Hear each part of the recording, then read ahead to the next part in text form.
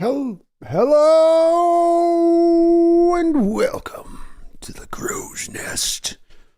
My name is Brandon King. How's everybody doing out there tonight? Welcome on in here to the Crow's Nest. A little bit late in starting. A little late, but always worth the wait. Isn't that how the term goes?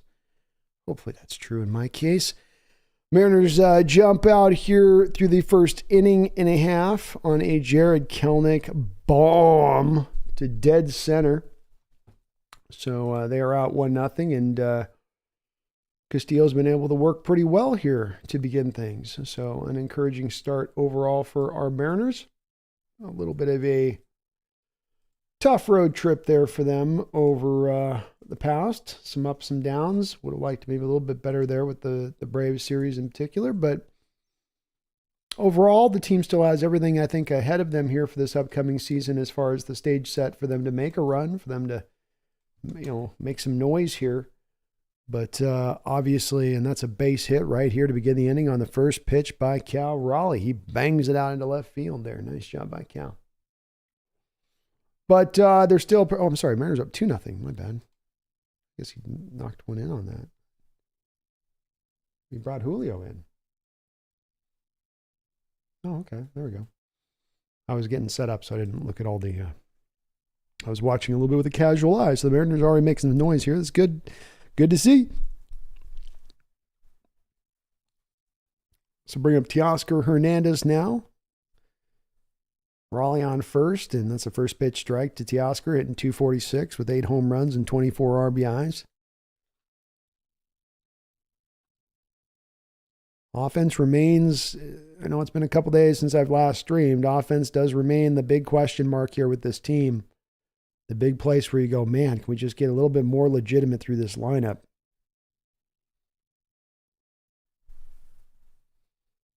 What's up, Brandon? How you doing, man? Good to see you in the house. Hope all is well out there on your end of things. Teoscar swung through that pitch, knocked it back, foul. 1-2 here. Good to see you in the house, man. Thanks for jumping in. No worries, Megan. In and out, I understand. It's going to be a pretty chill stream tonight. We got the A's. I mean, you don't have to get worked up over the A's, right? You just put your feet up and you're like, yes, yes. That ball bounced in front of the plate there, 2-2.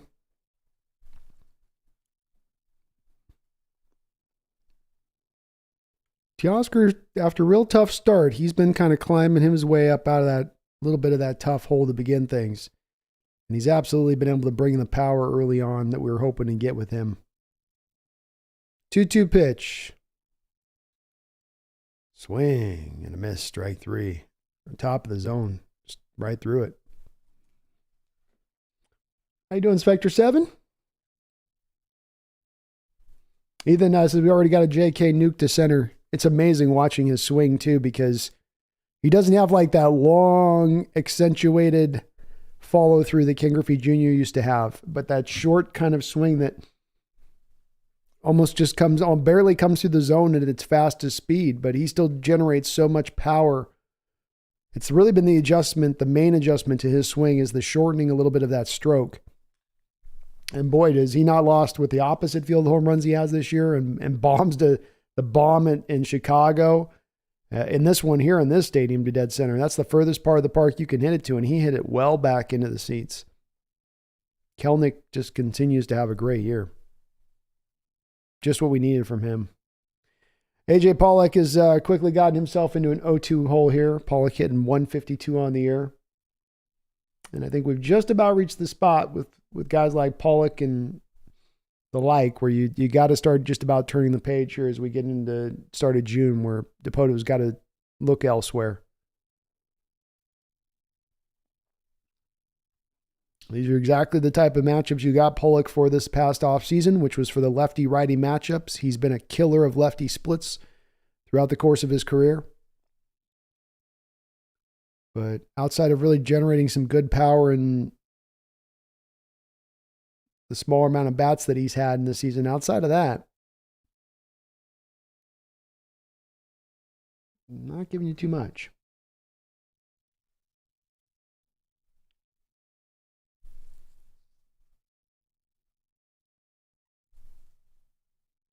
Michael Myers, we need a sweep here. We do. We need to pick up some ground. And if we got to do it beating on the weak betties of the league, then so be it. But it's absolutely right now something that, yeah.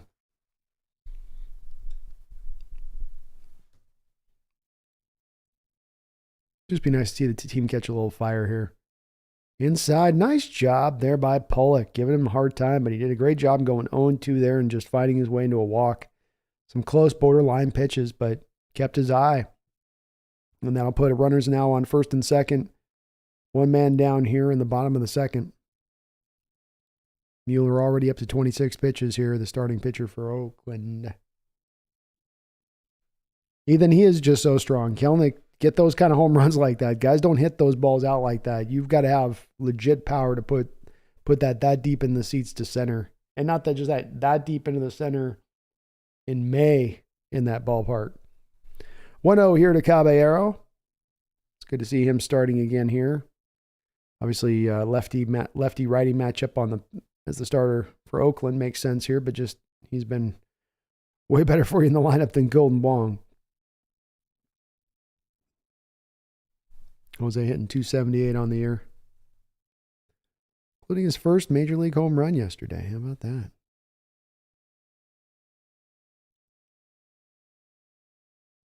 Good level swing on Caballero. Everything just comes off his bat on a line drive as he pops it up. Pops it back foul, 2-1. Like I said, I don't care how good the current M's are. They'll never come close to the Ichiro for me. You never know. Give them time, Megan. They may capture your heart yet.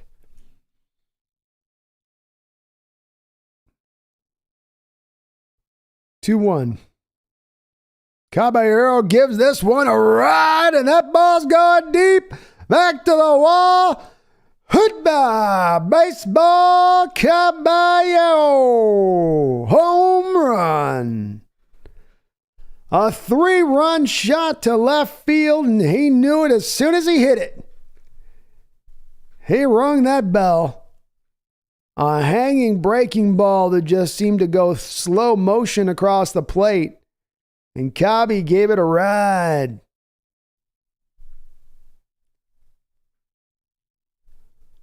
How about that? Kid's in a rookie year here. Hits a home run yesterday, first of his career. Coming back today, hits another home run. Feeling good.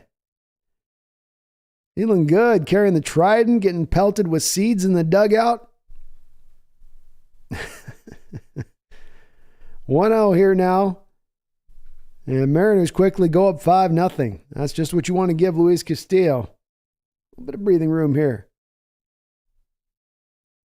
1-1. Crawford swung through it there on that one.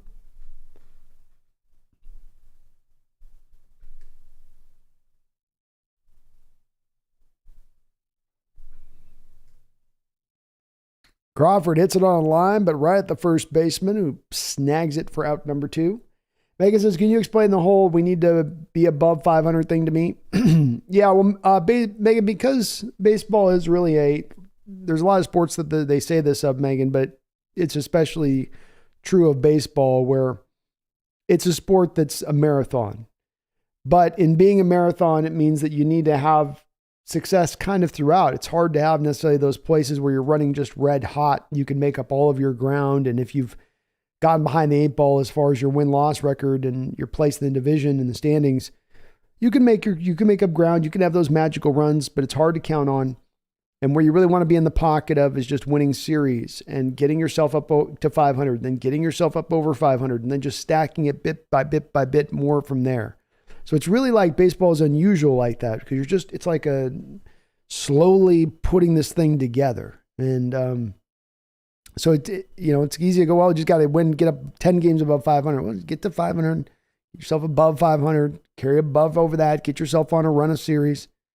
And the Mariners team this year has been scratching and getting to that spot at times, especially in the last month and a half. They dropped back a little bit with the Boston Braves series a bit, but they're also right there in certain respects, right? The pitching still's been pretty good. The bullpen's still been pretty good. The fielding's still been pretty good. We're just waiting for these bats to kind of heat up a bit. France hits this hard, but out to right field foul. Ethan, Brandon, number one sunflower flavor. I think I went barbecue back in the day. I was a big sunflower guy on the baseball field. I had so much nervous energy, and I didn't like gum as much. So I like that. You're working to separate the seed with your tongue and it just got your mind a little bit off things. Plus, it got you spitting, you know. Something very cathartic in spitting on a baseball field. 3-2 pitch here to Ty France, and he takes it for ball number 4. So, liking the approach of what we're seeing from the Mariners here. We barely gotten through this order 1.5 times, and we already got a couple of walks. And this is a place where we get a lot of strikeouts, but don't always get a lot of walks when the problematic spots in this lineup. But good to see.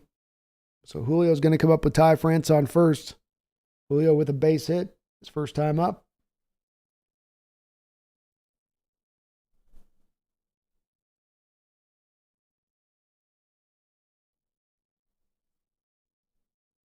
May says, B, forgot to tell you, looks like it needs surgery for the busted thumb.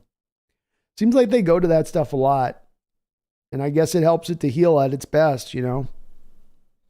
I always get a little bit suspicious at times that, you know, Megan, like it's got to be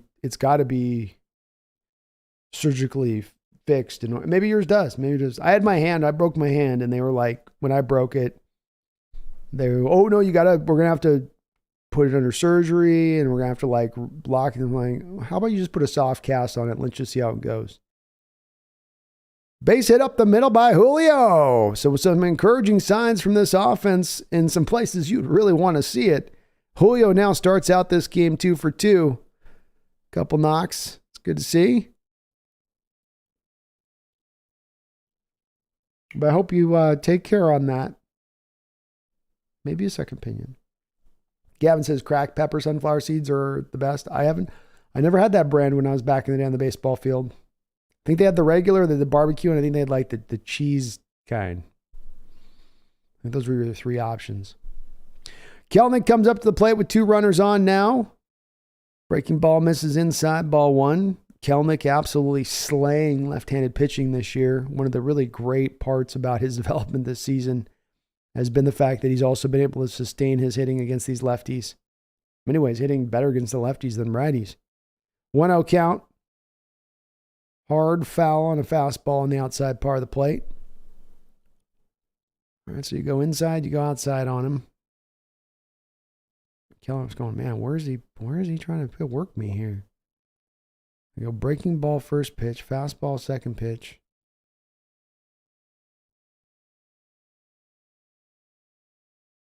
Come back to the fastball here. Yeah, that's what I would have been looking. The strike, outside part of the plate. Kelenic was looking breaking ball.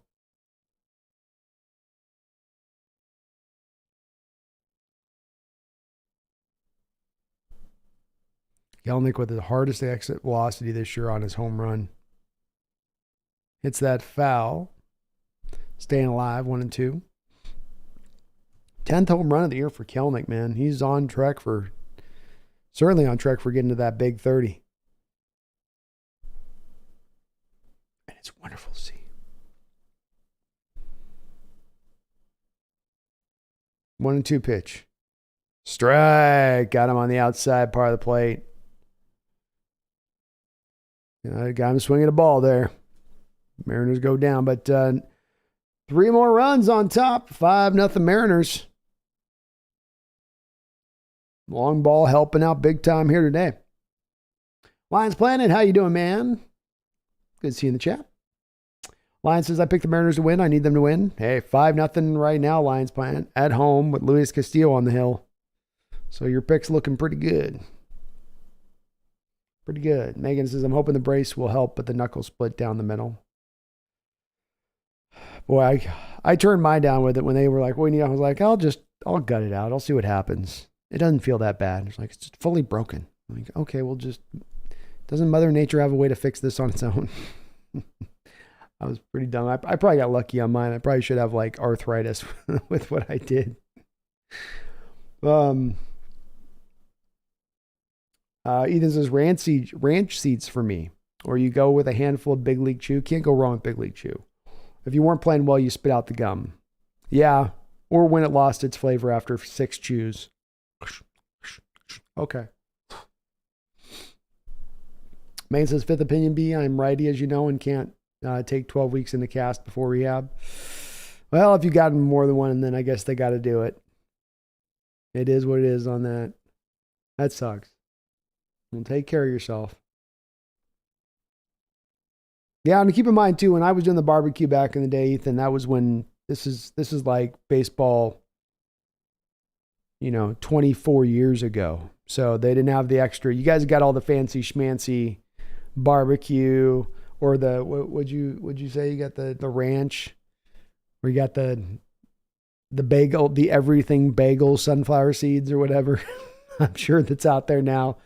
We had barbecue, regular, and cheese. That was it.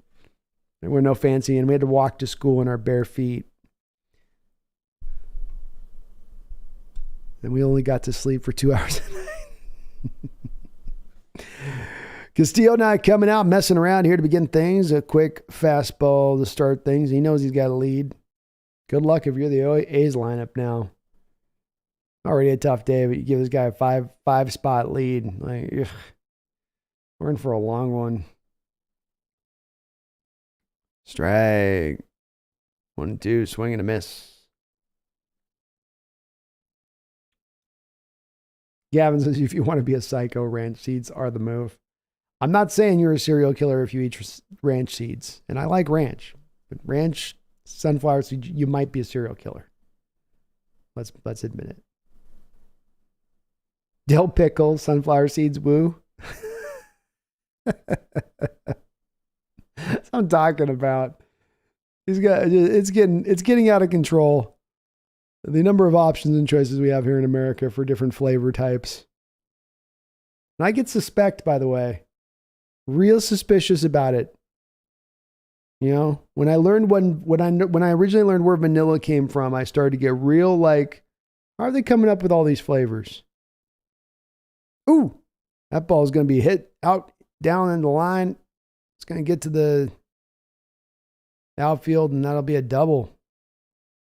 Nice job getting that ball in fast from left field, but opening double here off the bat. Just trying to throw some strikes and put a kind of a meaty one right over the middle of the plate.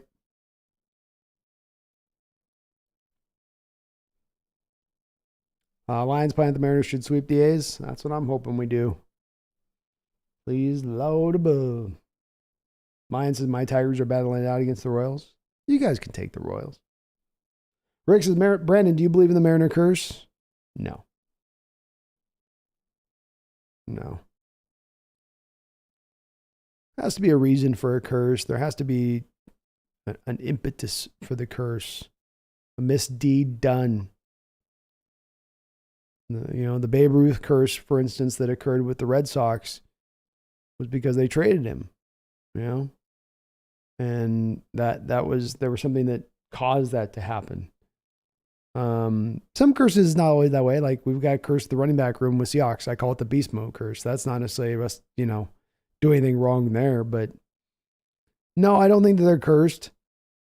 Oof, that's a nasty pitch. 0-2, just 98 mile an hour fastball. Just that thing had fire coming off the edges of the threads. Strike out. One man down, runner still at second.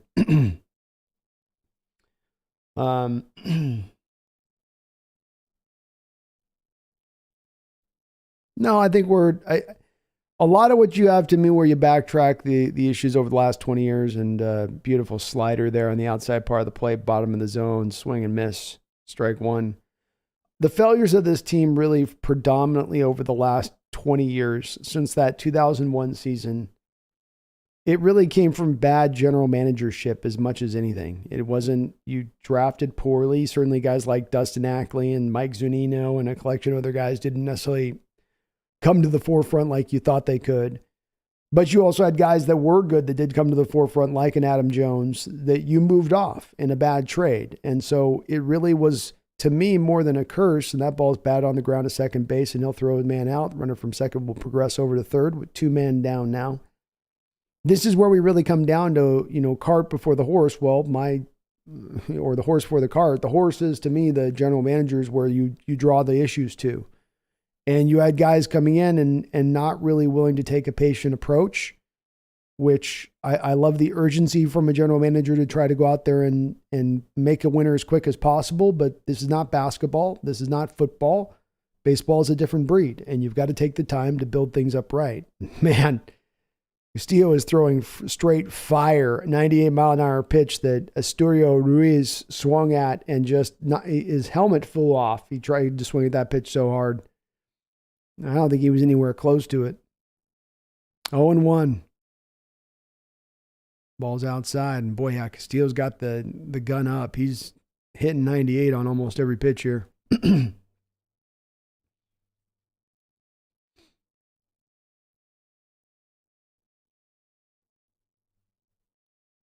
1-1. This ball's bunted, foul. You're not bunting Castillo like that. He throws too hard and it's got too much spin. You can't, just like that, you can't get on top of it. If it's a fastball, maybe it's just got too much of that movement. It's part of why it's hard to get solid contact on his pitches, is because you can't quite feel where the pitch is finishing out at with the final movement. It's tailing movement at the end. This ball hit on the ground. Castillo rushing to cover first, and he is going to get there just in time. Well done by Castillo to get to first base for out number 3. Mariners go into the bottom of the third, up 5-0.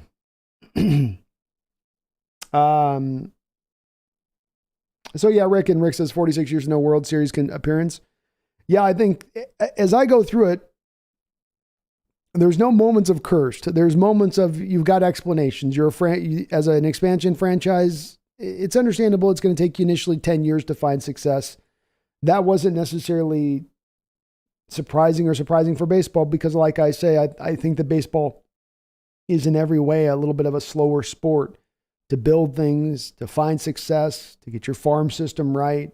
It's not a sport built for quick returns. And being like a hockey right now and as an expansion team, you can maybe get an expansion team like the Kraken and get them up to speed fast. With baseball, I think with all you've got to do and that there's so many members on a given team, it's just a little bit longer that it's going to take you to get there. Now, so that explains to me a lot of that first 10 years. When you get into the 90s and whatnot, those teams could have done better than they did, that's for sure. But they were also going up against teams at that time like the Yankees, who were the main team that gave you problems, that were spending so much more money than any other team in the sport. I mean, they were buying super teams, and you couldn't compete with those teams. Is that a curse, or is that just the fact that they had 4 times the budget or whatever it was on the players that they bought and brought in on top of, some of the steroid stuff working through guys like Pettit and Clemens. But that was a part of what hit there. And then you got 2001. Everything was right. You just hadn't, again, run in the Yankees at the end with their souped up team. And then you got the last 22 years, which I think is more than just about the bad general managership for the most part. And I like what Dipoto's done, but before Dipoto, Zarenzik and all those guys before, and everybody after Gillick and before Dipoto, it's just been not smartly run, not smart spent money, farm system left in disarray, not the greatest of draft picks, just all the way down front to back, not good general managership. And now we finally, I think, do have that at this point, which I think is going to help potentially Rick to upend that long drought. But remember too, Rick, there's been team Boston, Chicago, had to go 80, 90 years. Eugenio Suarez steps up here for the bottom of the third, takes a first pitch fastball at the knees for strike 1.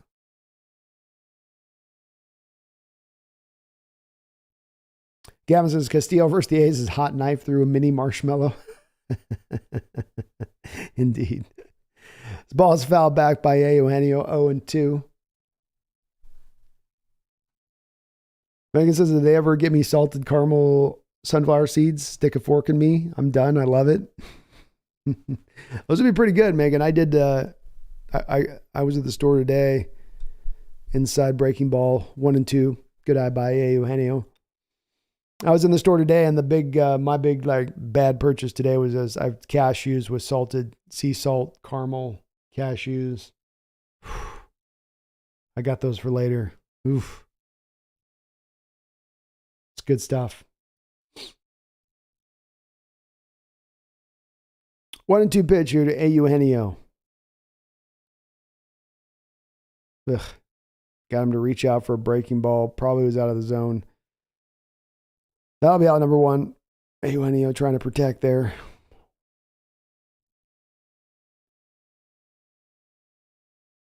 I guess we just need a team of Ichiros again that will be damn near unbeatable. That is, was, and forever will be a genius.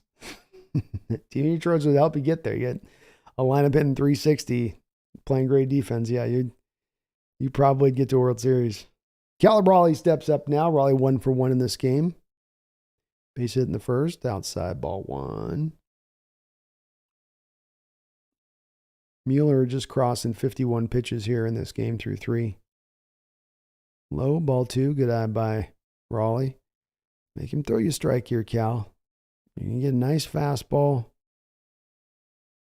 Sit on it in your spot.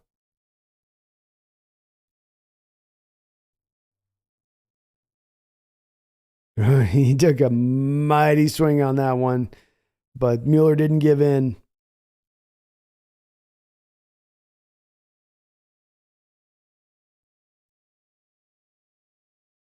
Still came with a breaking pitch.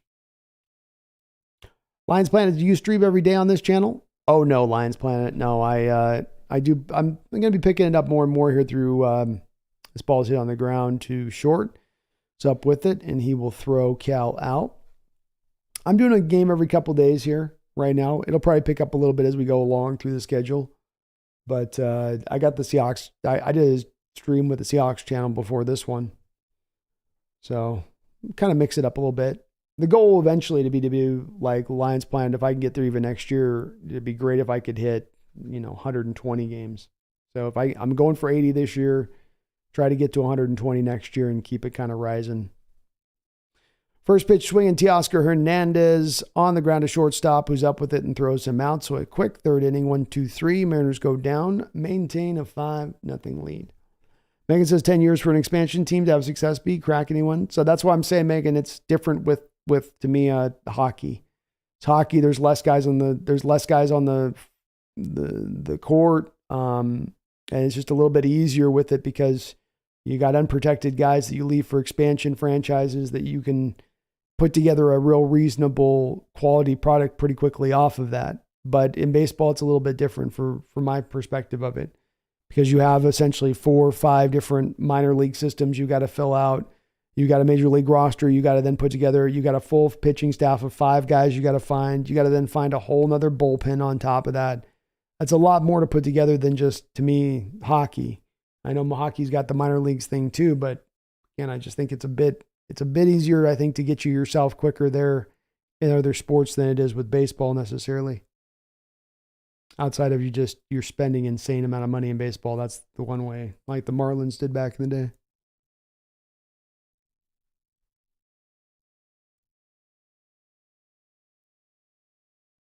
Wu-Tang says Castillo looks better, got the velo back up a bit. He had a rough patch. It's the haze, but still, his pitches are looking better. They look pretty nasty to me too, yeah.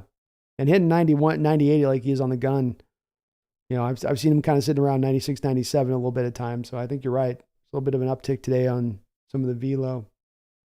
Rick says 2 A-Rod, 3 junior cleanup, and Edgar. Then hitting, Rick said in the 90s, we should have won World Series with our lineup. Should have, Rick. Yeah, you should have.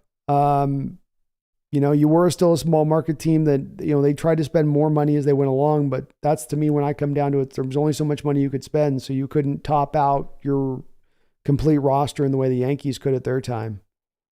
But you could make an argument that they didn't achieve as much as they should with the talent they had. Randy Johnson in on that squad too. Yeah, really good players. 1-0 here for Castillo to start out the top of the 4th. Oh, yeah, and Buhner hitting 5. Batted back foul. 1-1 now to Ryan Noda. Ryan Noda getting a hit. Lions playing Rick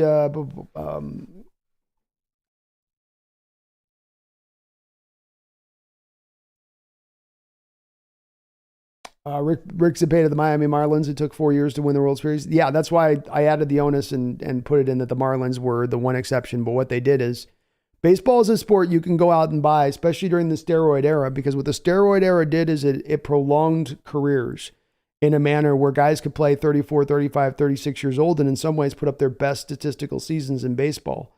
So what the Marlins did at that time is they went out and bought themselves a World Series ring, essentially.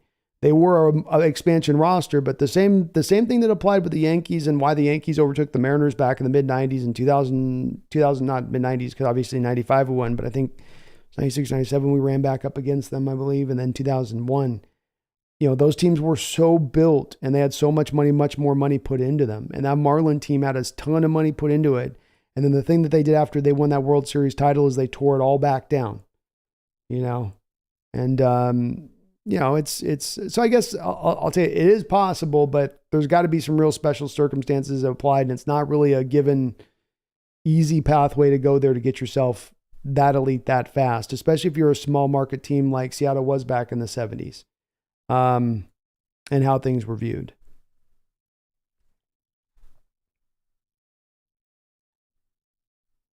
During my softball game last week, I came in to pitch after first inning. We were down 1-3. I completely shut the down. What would end up being the first inning? It's still 1-3 clearing. 3-2 pitch here. This is batter up the middle. Crawford on it. Nice play by Crawford. That'll be out number 1. Throwing him out. Castillo had to leap out of the way of that ball up the middle for a second there and able to be cat-like on his feet. Crawford kind of short hopped that one a bit and then took a second to find his hold. Big Country, how you doing, man? It's good to see you in the chat. Megan says, stop teasing B. Yum. Oh, it looks so good. I've had it before. It is good. Strike 1. Nasty little slider by Castillo there. Bounces at the plate, but still gets him to swing. Castillo's got himself working now. 99 on the gun on that one, but it hit hard to deep center. Right at the wall is Julio, and he's going to come up with it. Oakland A gave it a ride on that play. He smashed that to dead center. Ball's really carrying well to dead center today in the stadium. I don't know, maybe there's a light breeze or something. How about Luis getting 99 on the gun? Ball.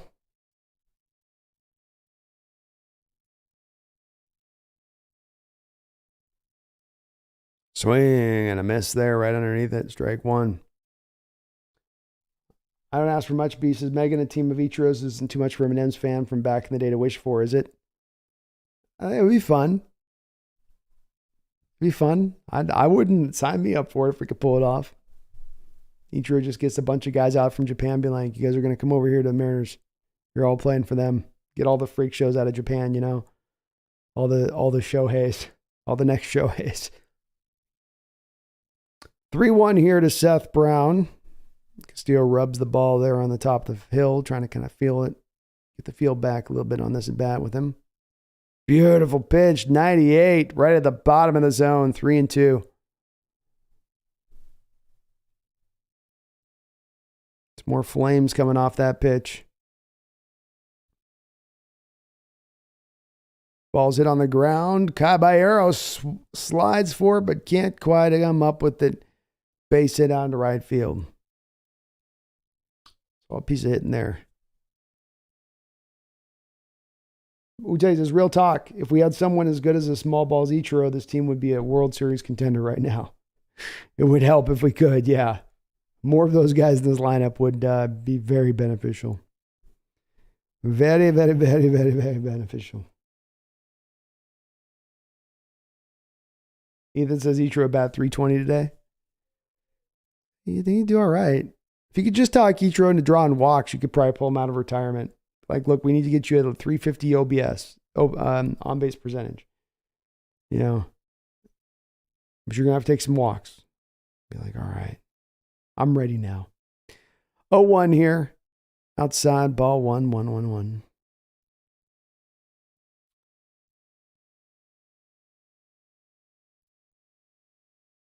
JJ Blade.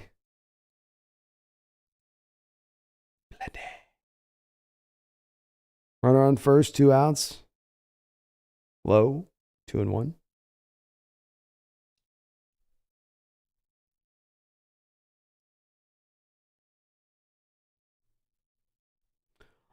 All-American Wrestling Show. Who's your favorite Mariner of all time? It's pretty easy for me. All-American Wrestling Show. I'm a Griffey guy all the way. I certainly grew up at the time when he was rising to prominence, and baseball was kind of my original love. 3-1 here. Castillo back-to-back batters here, kind of trying to refine his groove a little bit here.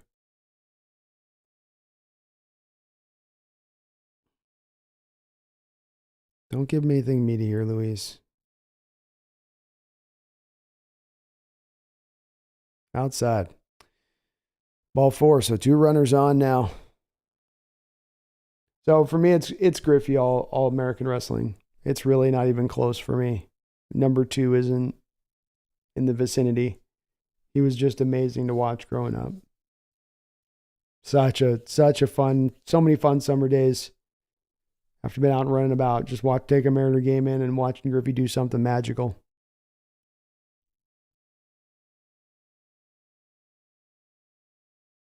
I like to see Scott Service go out here to Castillo and just remind him, don't throw something meaty here. Trust your stuff. Stay with it. We got 2 outs here. Keep it going.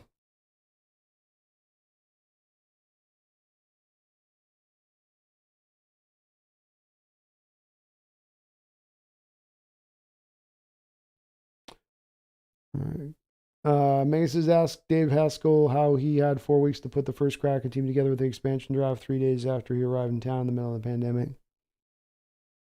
Ball's low, 1-0. Steele's just kind of lost a little bit of his control here. Come on, buddy. Get it back.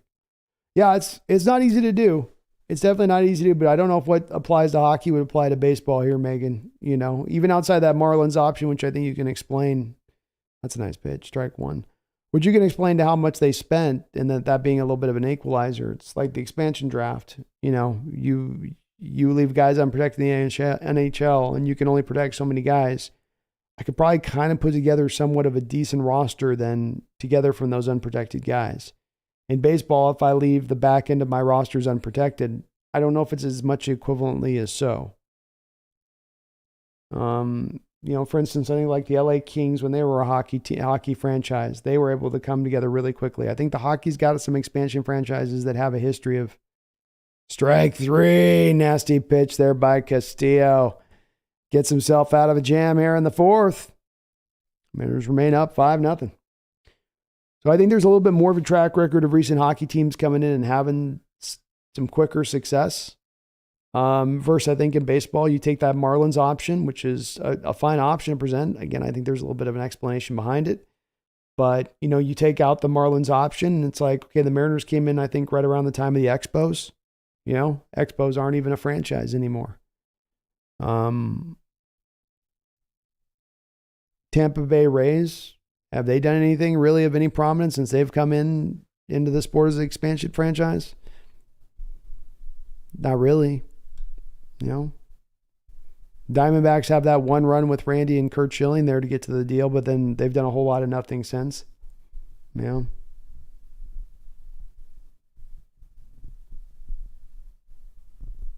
tough.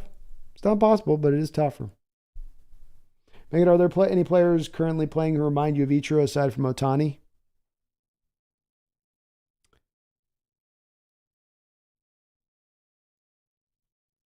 Not really. He was really unique unto himself, Megan, And there's just not many guys. There's no guys really in this league, even the guys that are the speedsters that will try to work off of just contact, who will trust themselves to just bat a ball on the ground to the left side. I'm just going to run this out. I'm going to beat this out. I don't think there's anybody that really, there might be some guys with that kind of speed, but not that kind of bat control. Almost kind of just to purposely be hitting a soft ground at the left side, knowing they can get a quick, easy base hit out of it. And it's both good and bad. I think he's so good at contact and so hard to strike out. That part made him unusual. I think the fact being a fast guy that he didn't draw as many walks made him a little unusual too. Those guys usually can pull a little bit more of the on-base percentage. But he was fantastic, no doubt about that. Certainly one of the all-time best Mariners. And I'd agree with Big Country Megan. Ohtani and Ichiro are just really different kind of players. Soft little fly out here, first pitch swinging, out number 1 to left field. Jose Caballero will come up here after Pollock flew out. Caballero with a nice 418-foot bomb to left field 2 innings ago. Devo, my grandmother's best friend, had season tickets right behind home plate about 6 rows from the fence. I was spoiled as a kid as the Kingdom. Very fortunate.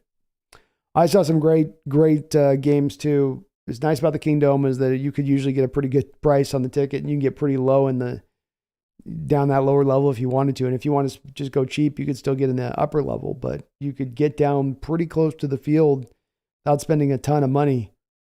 And even being out there in the outfield, there were still some pretty cool angles out there. I know the Kingdom gets knocked on a lot, but there was a little bit of an ambiance to that place. Caballero finds himself quickly in a 1-2 hole here after swinging through a breaking ball. Story of this game is both Caballero and Kelenic hitting home runs. Both back-to-back games with home runs from each of these guys. Devo says, my grandma, Wu-Tang says, nobody was the surgical hitter like Ichiro was. So Ohtani gets more home runs. Also, Ichiro was an elite base runner and outfielder. He was. All the way around. Yeah. No doubt about that. Caballero stays alive. Bats the ball back.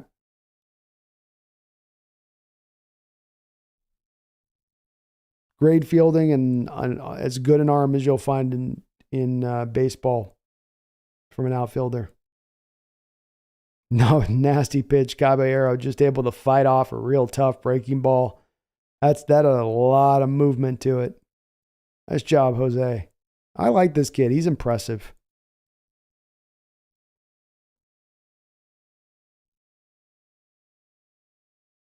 Low. Good take. Good take. 2-2. Randall says, dude, I keep missing the stream. I got to get back on schedule. Randall, it's me. I got to get back on schedule because I did Monday today instead of doing yesterday's show.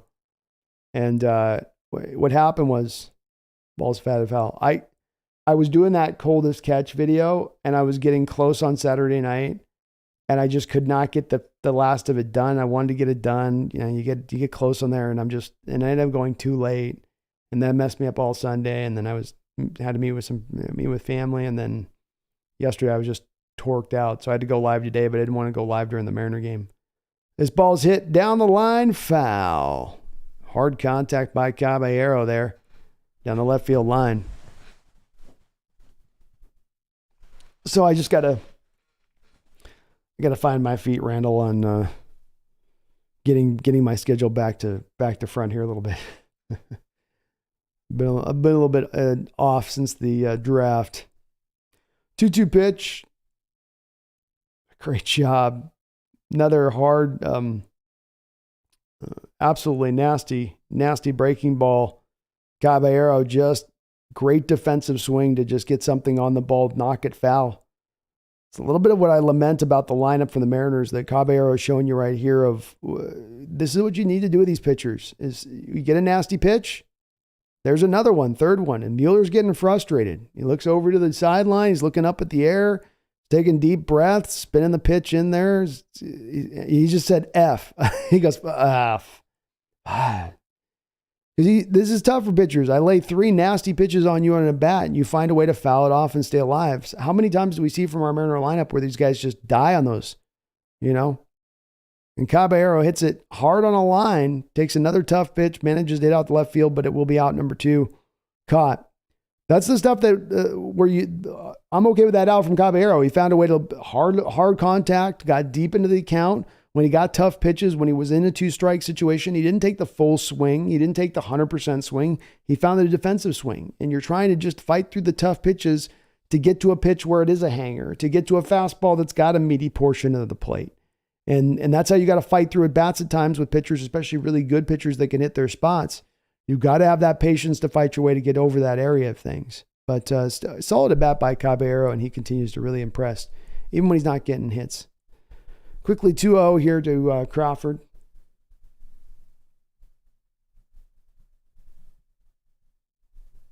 Big Country Ichiro saw 110 Gold Gloves in a row. He did. He was an awesome fielder. Awesome fielder. Wu-Tang's got tickets to see the M's versus the Yankees next Wednesday. Kirby going to be on the bump. Stoked. That'll be a fun matchup. Kirby's looking so good this year. 3-0 here to Crawford. He's taken 3-1. You always like in the first game of a series against a new team when you can work that's first starting pitcher and try to get him out of the game relatively early here. Hard hit ball by Crawford. Base hit out into right field.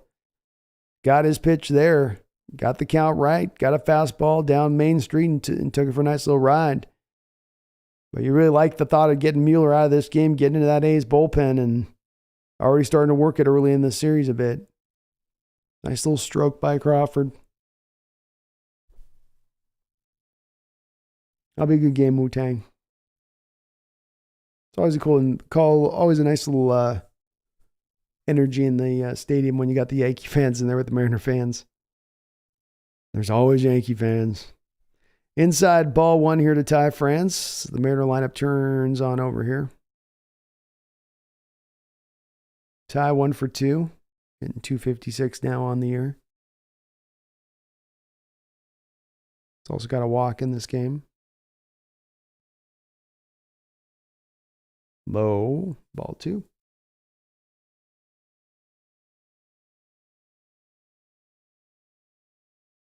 Randall says, what's up with Julio? Injury, tired from WBC. My guess is he got in a slump and now he's just pressing. I think your guess is the last guess is the right one. I don't think there's physically any problem with him. I think that if there was, being this has been a little bit of a longer time, that ball's hit up in the air and shortstop will get underneath it for out number 3. So the Mariners do get a base hit. They're 6th of the game, but we'll have to still settle for the 5-run lead that they maintain at this moment. I think that it comes down to, he's got into a slump early on. We may come to find, like last year, where he was a slow starter last year before he started to get hot. That's just Julio's game, and that he's a slow starter, a slow goer, that takes towards the weather getting warmer for him to get hot. But I think he's also dealing with Randall, the advanced scouting reports. And when you have a whole season of at-bats and teams now look at you and start to evaluate you and how they're going to attack you the next year, they're going to have a good amount of data to know where your weaknesses are at, especially in this analytic age where they can target hot zones and all that stuff to such a minute level on the certain type of pitch and certain type of place or a certain type of pitch in a certain count, Randall, that gives them problems. They get down to that level of it. And so now it's the adjustment of the guy who's had the adjustment made to him. More pitchers don't just play him straight up and go, well, we'll just go up. No, we know where his weaknesses are. We're going to attack it. Can you get those weaknesses kind of hemmed up? And the combination of that and Mim just being in a slump, not quite able to, not quite get it going. He's also got to get the pitch selection stuff right. That's got to be better, where he's can do a little bit better job like this, most of this whole Mariner lineup, controlling the zone. So it's not just any one thing for me, but I don't think any of it, the most important part, Randall, is none of it is, to me, something to where long-term it's going to be an issue. Got to go, if he's got to fight his way through it right now, but long-term it'll be fine.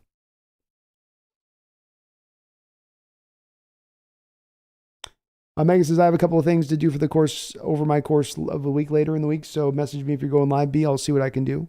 Sounds good. I'll be back on baseball. We're doing definitely Thursday with B&B show. I'm not sure about Wednesday at this point. I got to decide on that. Wu-Tang says, thanks, y'all. Just need us to sweep this series and get our mojo back. That'd be nice. It's definitely a get-right team. It's one of those get-right points on the schedule when you're playing the A's at home. Swing and a miss, 96-mile-an-hour fastball up high on the outside part of the plate. 0-1 here as Luis Castillo starts off the top of the fifth inning. 58 pitches so far here.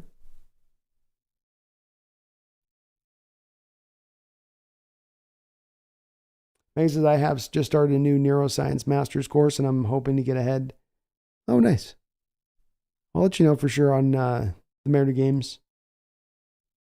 I don't know if we'll be on tomorrow, or if I'm not on Wednesday on the Seahawks channel, I'll be on the Mariners channel probably.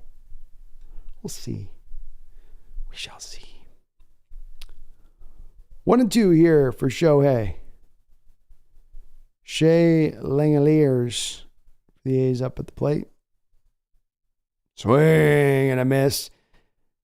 Got him on a 98er at the top of the zone. Still looks like he's locked back in here.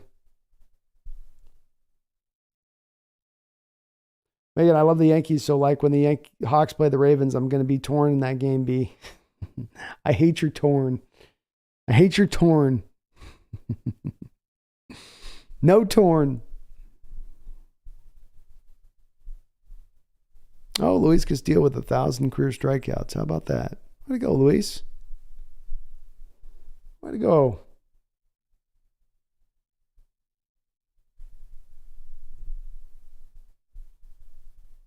$1K for La Piedra.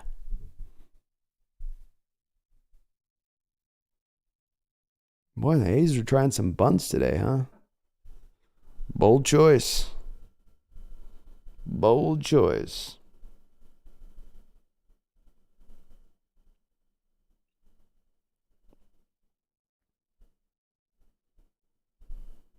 Tony Kemp up the plate in 171. Guess that's why you're bunting. Bats this on the ground. Foul.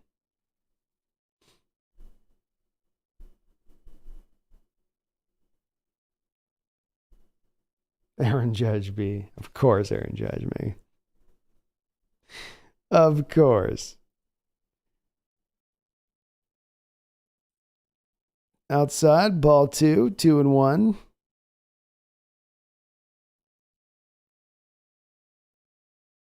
Campo for 1 in this game. Only 2 hits for the A's here through 4 innings. Strike, swing and a miss, 2-2. May says, what can I say, B? He's the Yankees' Jim Zorn for me. I would tell you I'm surprised, Megan, but you know.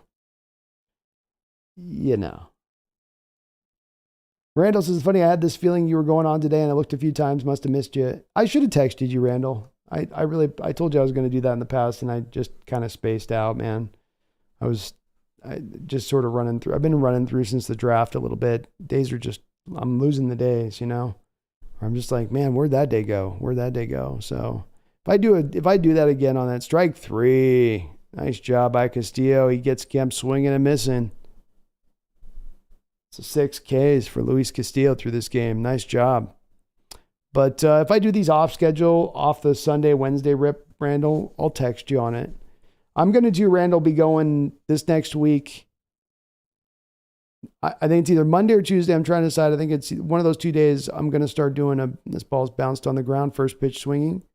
Eugenio's up with it, but they're calling it foul. Kind of a late call there, 0-1. I'm going to be doing a members-only stream every week. They'll eventually grow out to being more, but we'll be doing that either Monday or Tuesday of next week too, Randall. I think I'm going to be doing those as kind of day things, though. So I don't know if I'll catch you kind of riding around or whatnot during work, but, I've been playing with that concept a little bit. Swing and a miss, strike 2. Castillo locked in here. Nick Allen, 9th order, and the hitter looks mightily overmatched here at this moment. He signs himself and prays to God there with little hand signs. I can't blame him after his first couple of pitches. 1-2, goes into the dirt. Oh, no, Megan, I'm not surprised. I know better. Castillo, ball's hit on the ground to Crawford. He's up with it. Low throw. France has got it. Out number 3. We go to the middle of the 5th. The All Mariners are up 5-0. Castillo weaving a bit of a gem. Michael Hyde, how you doing, man? Good to see him. Avery Allred, quarterback Holden Hashers, beat wide receiver Jake Bobo in a drill today. I got to see Hashers in person. He's a fun quarterback. That's funny. What drill was it?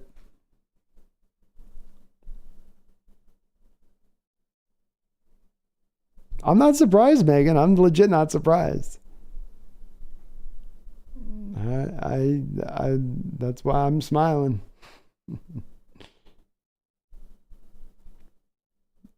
But yeah, Randall, I'll let you know, man, when I do go live on that stuff. I'm bad about that, but I got to get better at it. I got to figure out how to do the schedule thing through the Streamlabs app. Big Country, thoughts on Colton Wong this year? Incredible disappointment.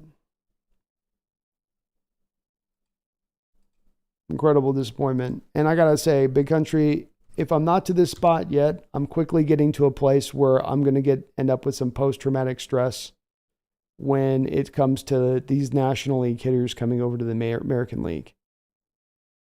I'm so done. I'm so done with these guys that are these amazing hitters, or at least just average hitters over in the National League, and they come over to the American League and they can't hit their weight. It's so silly to me that this guy's in this spot. You're getting no power from him, 177. A negative 1.1 WAR from him. You know, to put this in perspective for his career, he's never in his entire career, including his very first rookie season with St. Louis, when he only played in 32 games, the same amount of games he's played this year, by the way, he's never had a negative 1.1 WAR at any given time. 0-1 count here to Julio. And Julio got a good pitch there, just got underneath it a little bit. Long run for the defender. That ball's going to get in. Julio going for 2, and he's going to get there. Julio hustling all the way. He's laughing about it. Just hits a little can of corn out in the outfield in this little dead space. You probably have the first baseman and right fielder pulled a little to the left side there, making their trek to get to this pop-up that much further to go and get it.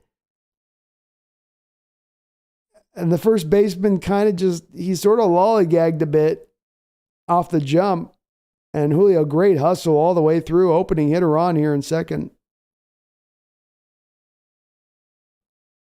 Nice job. So Julio, 3 for 3. He's starting to come around maybe for big Julio here. Got that average up to 212. This will bring up Kelenic, takes a fastball, low and away for a strike. So I'm dumbfounded by Big Country. We've seen so many of these guys come over. Go back to the day. Remember Kevin Mitchell coming over? Remember when Kevin Mitchell was going to be something for us?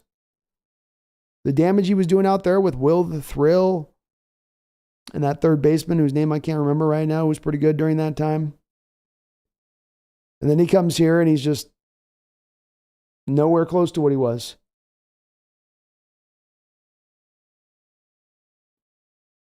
So I'm definitely getting post-traumatic stress when it comes to National League hitters coming American League.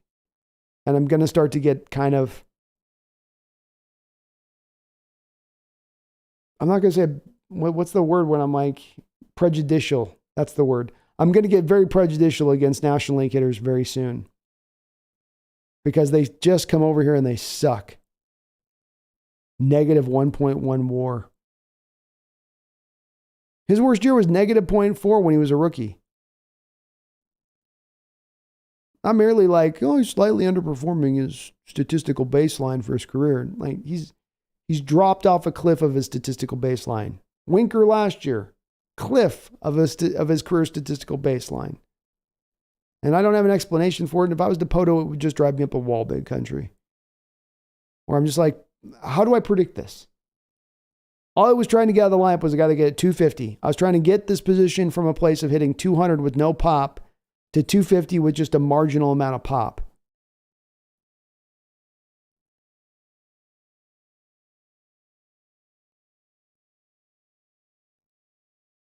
A ball's missing away there now. Nice job by Kelenic here to draw to a full count 3-2. Nobody out. Julio on second. Mariners up 5-0 here. Bottom of the 5th inning.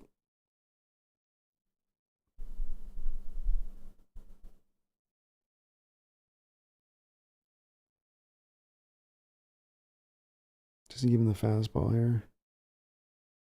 No, he comes back at the breaking ball. Kelenic fights it off, foul. He's got first base open, so this pitcher's not going to give him anything meaty here.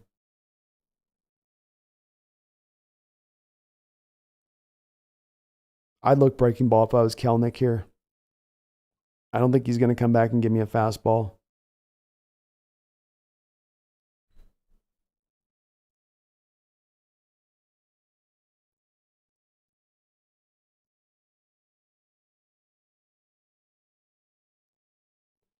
Oh, he's got something in his eye here he's trying to figure out. Driving him crazy. I know that feeling. That's how I am with my contacts. What is in there? 3-2 pitch here to Kelenic. Julio might go here too. He hits it hard. Base hit out into center field. This should bring Julio in. And indeed it will. Julio flying home from second. And Jared Kelenic continues to just tear the cover off the ball. Already a home run in this game and a base hit now to drive in another run. Put the Mariners up 6-0. It's great solid contact back up the middle. So much of the confidence you should have in that this is sustainable for Kelenic is that this is not only him controlling the zone so much better than last year, but him using that center field and opposite field power. Especially a pitcher like that it's 2 strikes in. He's letting the ball get deep into his hands, determining fully it's a strike before he swings. Kind of a little fooled, a little out front, but still puts a nice solid stroke right level with it. Eugenio steps up now, takes ball 1 and then ball 2. Kelenic on first. Megan says, OB, restarted the book again. Oh, then you give another reread, Megan. Thank you. Hopefully it's like a good movie where you can rewatch it and then there's some new details or things you didn't catch the first time, you know?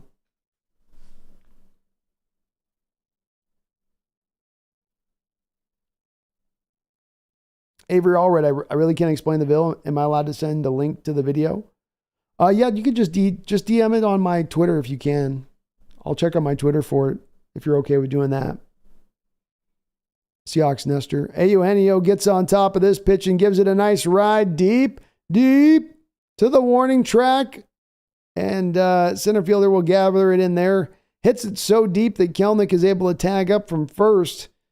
Eugenio gave it a great ride, but this is the difficulty of this park is that probably in about 15 other parks in Major League, probably about 20 to 25 other parks in Major League Baseball, where he hit that ball, that's a home run. But here in ours, in this area, not so much. Probably the furthest portion of the park you can hit it to. But he says, who makes the decisions to bring the players over? Service? No, it's Jerry DePoto. Service is just the manager. So he manages game-to-game stuff, and then you have the general manager like Schneider to Carroll, who goes out and gets the players. But I can't ding him for the Wong thing. There wasn't a lot of straightforward pathways to getting the second base upgraded. He chose one that they didn't put a ton of commitment into it, but should have been a good pathway to upgrade the position in a way that would have been really helpful if he just hit around where they thought he would hit. What's his markers for his career? It's like guy for his career is hitting 259, 332 on base percentage. I mean, if you had either of those two, you'd just be out. This ball's hit hard by Raleigh and deep. This ball's carrying back and back-to-back. Brutal. Back-to-back hits there where it's drawn back to the warning track and almost at the back of the wall. Kelenic is tagging up on this one as well. But just that stadium is so big. It's such long fences. Raleigh gave this a great ride. You could see it with his stroke. He knew he hit it really well. But it's just the deepest part of the park. What are you going to do?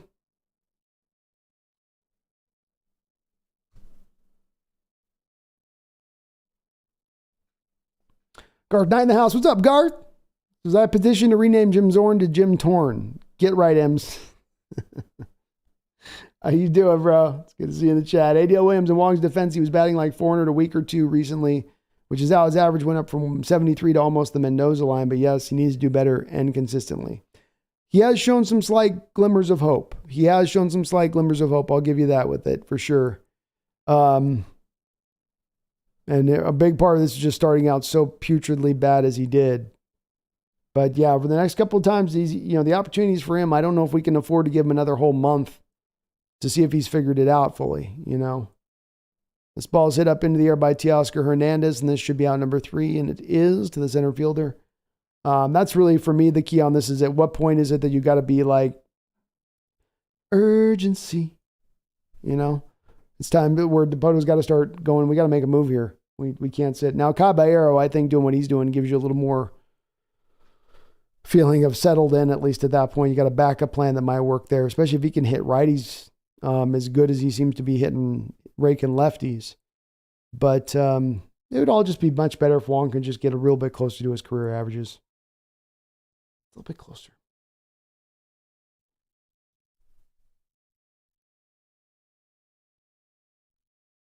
Ethan says, I like Dipoto, though. I'm a Dipoto defender, just unfortunate with Wong. Yeah, it's just unfortunate.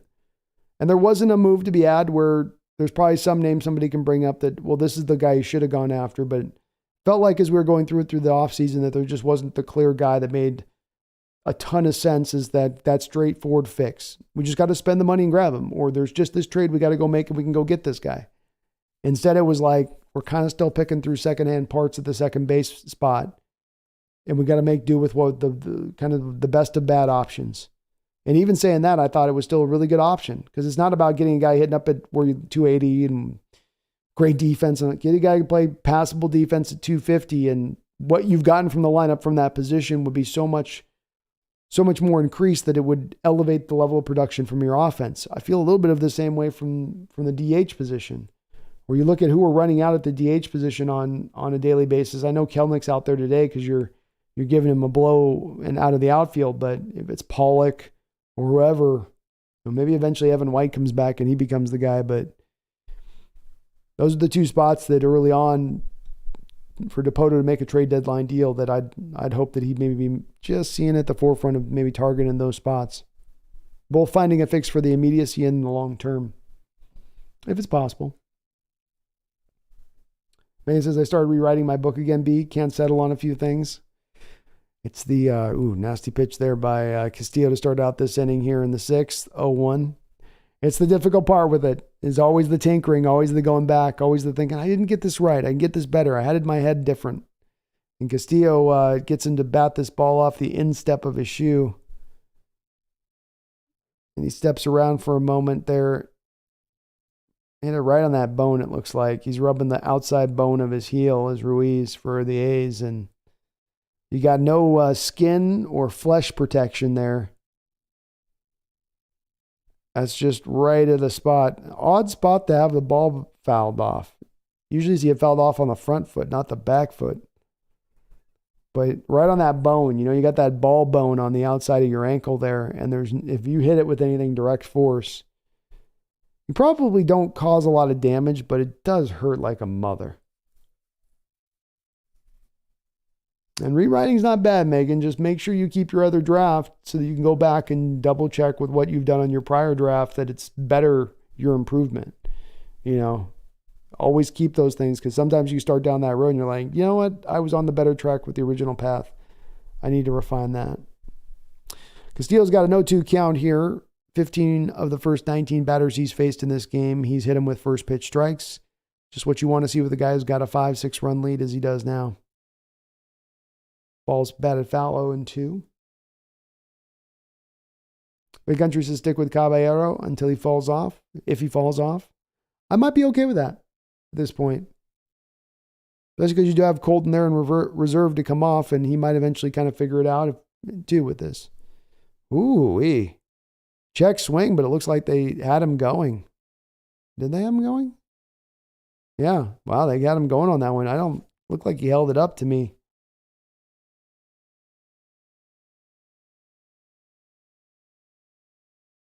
Yeah. Yeah, he got too far. That was a good call. 1-0 here to Ryan Noda. Matt Williams, thank you, Garth. That's who it was. That was a fearsome threesome back in the late 80s. Got Will Clark. Will Clark, by the way, is doing podcast stuff. He's a treasure. He is absolutely a treasure. This ball's hit in the air. It's going to get down just in front of Teoscar Hernandez for a base hit on a 2-0 count. That's noticed. First hit of the game there. Only the third hit given up here by Castillo. That was a good little lineup with those three guys. They had that 1 year where they were really good. May says, you think after almost 32 years of working on a B that I could settle? No, I get it. It's easier said than done. And you want to make sure it's right. You want to make sure that it's capturing your vision in the way you have in your mind. And there's such a disconnect and hard point of getting that to the page versus what's in your head. Well, it's a battle. 1-0 count here to Brent Rooker. Rooker with 11 home runs this season. 2-0 count here for Castillo. Back-to-back batters. He's gone 2-0 here. I jinxed him just as I was saying 15 to 19 hitters. He threw first pitch strikes. He's bouncing pitches. Low, ball 3. Come on. Ethan says, Brando, you've declared for the MLB draft and the Astros call you. That's your only option. What do you do? I play, and then I ball out of control, and then I eventually go to the Mariners as a free agent, and then I sign for a bottom-end deal. Might just give me a couple $100,000 a year. Spend the rest of my money on making the lineup better. Strike. There we go. It's the show, Ethan. It's the show. Can't turn down an opportunity at the show. I would not wear the star with pride, okay? But I do what I got to do, man. Oof. Umpire gave Castillo some room on that one. Umpire told the batter, no freebies. That was about 3 inches inside, and he called it a strike. 3-2 on Brent Rooker. Fouls it back, staying alive.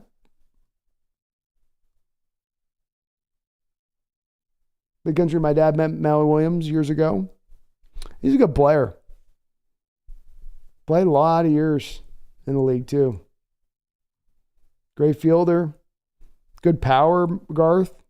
Good eye. I think he was probably an all-star probably like 5-6 times. 3-2 pitch. Swing and a miss.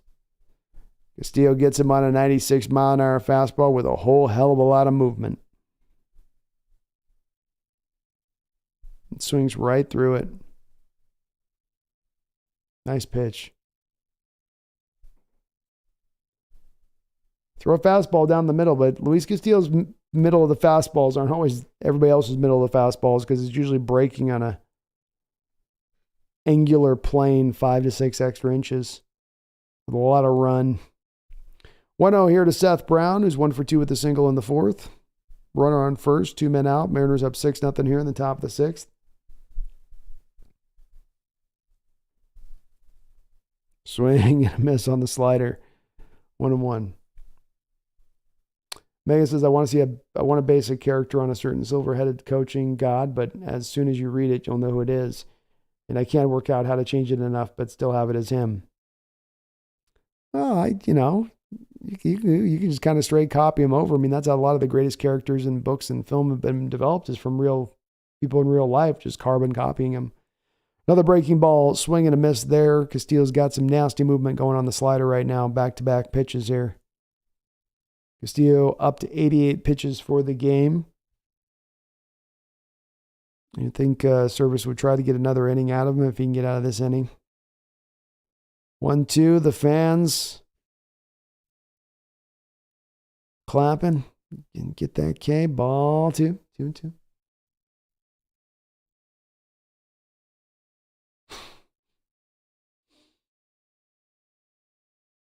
Ethan says Dipoto has wanted to bring in Wong for years, believe it or not. Wong, wouldn't he? Base hit out into right. Teoscar Hernandez is up with it. He's going to quickly gun it back in there, trying to hit the runner at third, but he'll able to get over to third. So first and third there. 2 men out.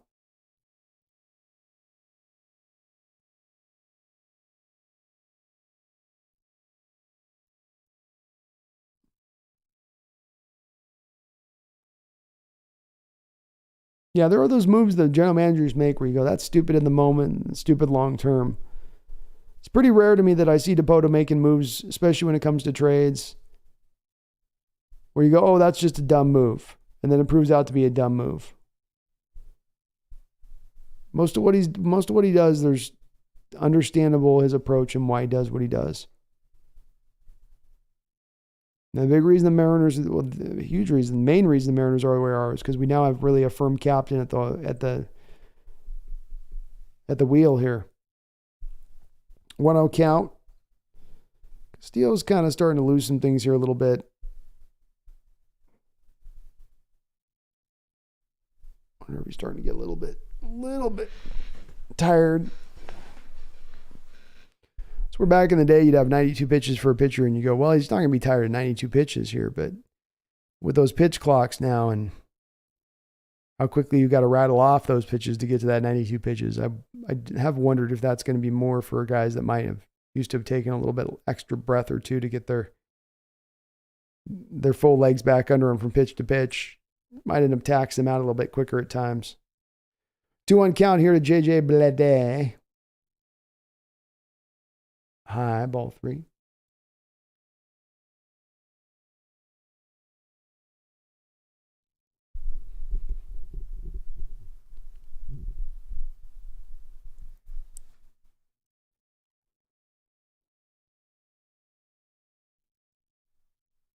Bleday knocks it off his instep, and he's limping around a little bit.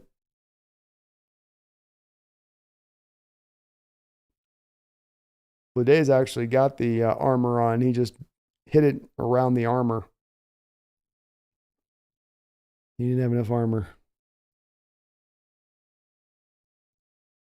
Oh, it looks like he hit off of it.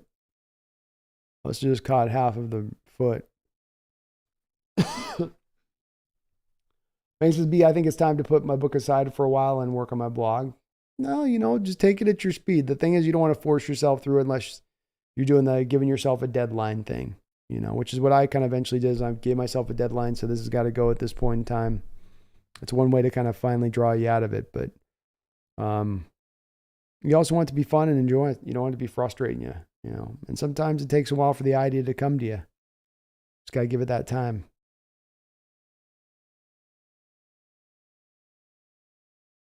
3-2 pitch here to J.J. Bleday. 2 men out.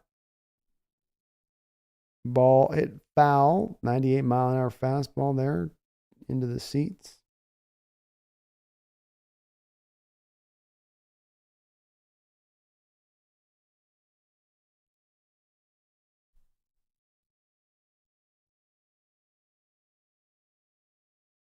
Yeah, he's making Castillo work this inning.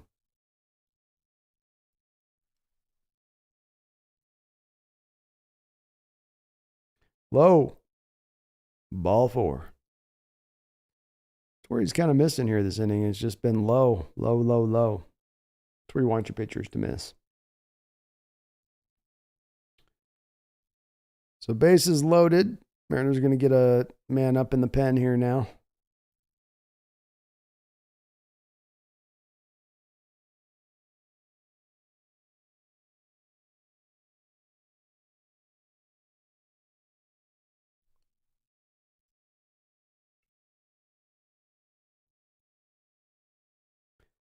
Castillo's got a wry smile on his face. He looks ready to go.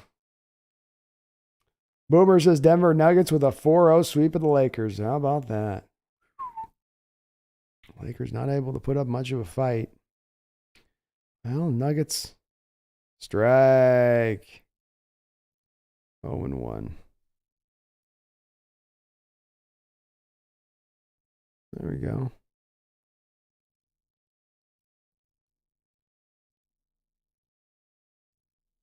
Low.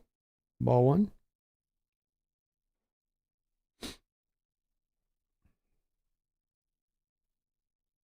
Yeah, LeBron is doomed.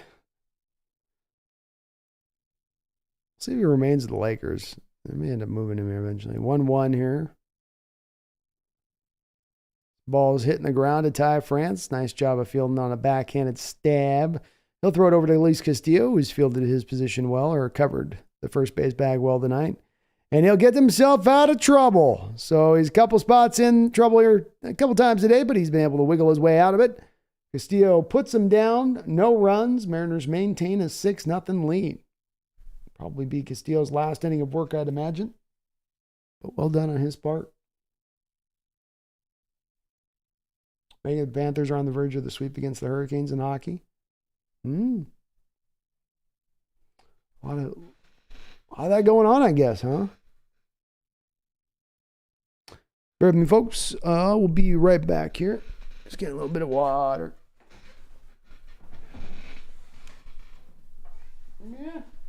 Yeah.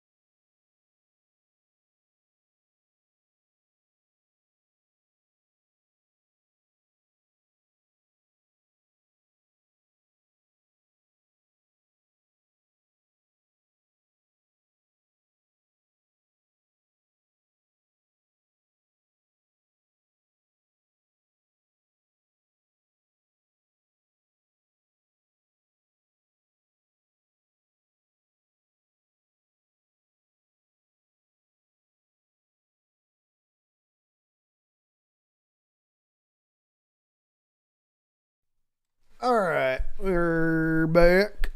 We're back and better than ever before.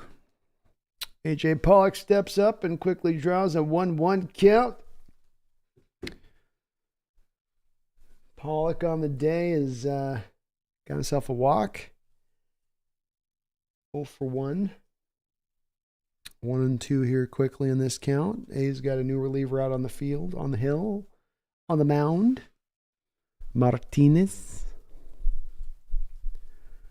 Pollock hitting that 150. Strong 150.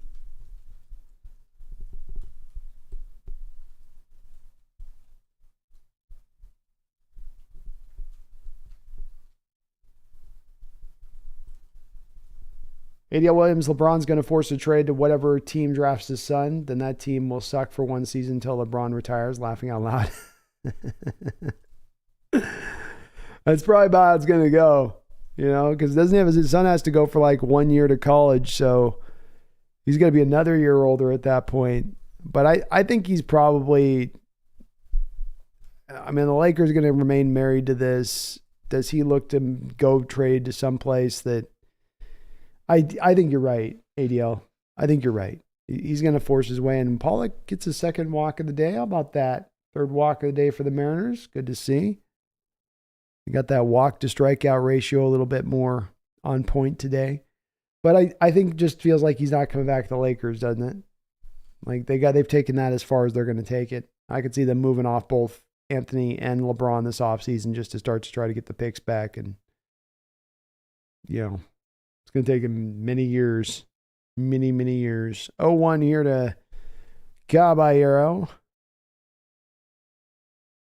Hit a home run in his first at bat, 1 for 2.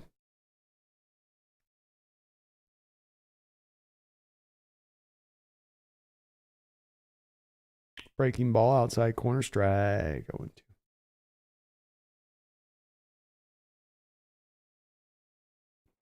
Lions playing. I hope we can sweep the A's. Guess a couple games back up on 500. Get us a game over 500, I should say. We sweep them.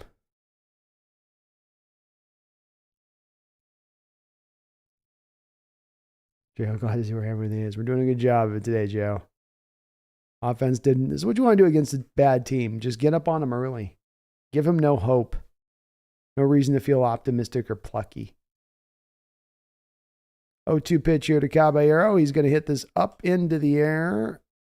Right fielder's coming up, and he will gather it for out number 1. Unos más. How about the Nuggets, though? Be a fun little series with Nuggets and the Heat.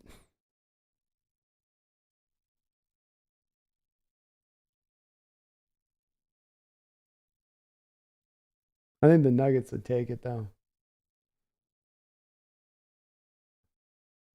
The Nuggets win, then all the Jokic haters will finally have to shut up. He's not that good. What has he actually done?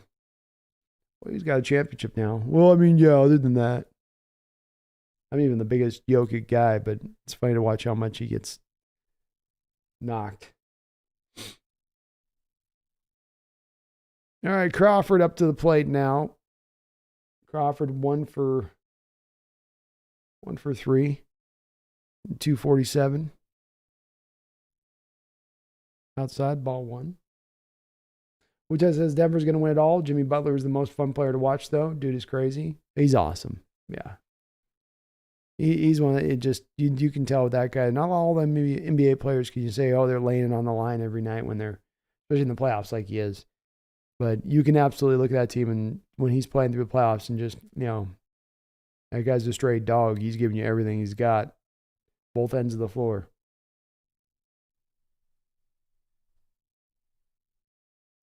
Outside. Ooh, he had a 2-0 count. Umpire gave a little bit of a healthy zone on that one. 2-1 to Crawford. 1 man down, bottom of the 6th here. Mariners up 6-0.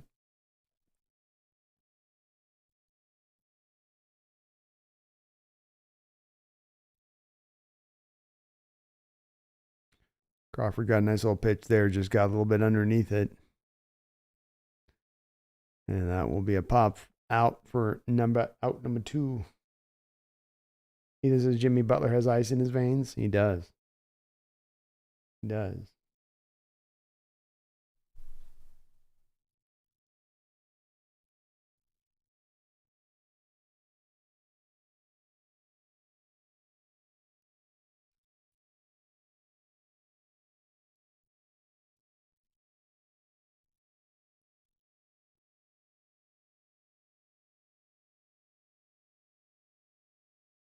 Inside slider here for strike number 1 on Ty France. France 1 for 2 with a walk in this game. Single and a walk. Side ball 1. Lions Planet, the real question is, will the Broncos be good? I don't think so, Lions Planet. They're in a very difficult division. I'm not expecting the Raiders to be any good, but France saws off his bat, breaks it in 2. Man, he broke that down the barrel side of the bat, not just down on the handle. That splintered all the way up. Wow. Don't see bats break like that very often, but he did get sawed off.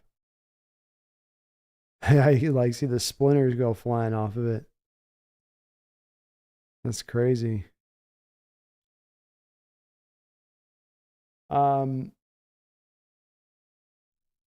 Yeah, I think Peyton signed up to that job knowing that he wasn't fixing things quickly anytime soon. The team went out and spent a lot of money this offseason, but that's as much because the one thing the Walmarts are able to bring to play is they can spend all the money in the world, and they don't care if it's money that ends up being guys they cut and all that. So they're fine with it. Ball's hit on the ground to the right side. Base hit by Ty France.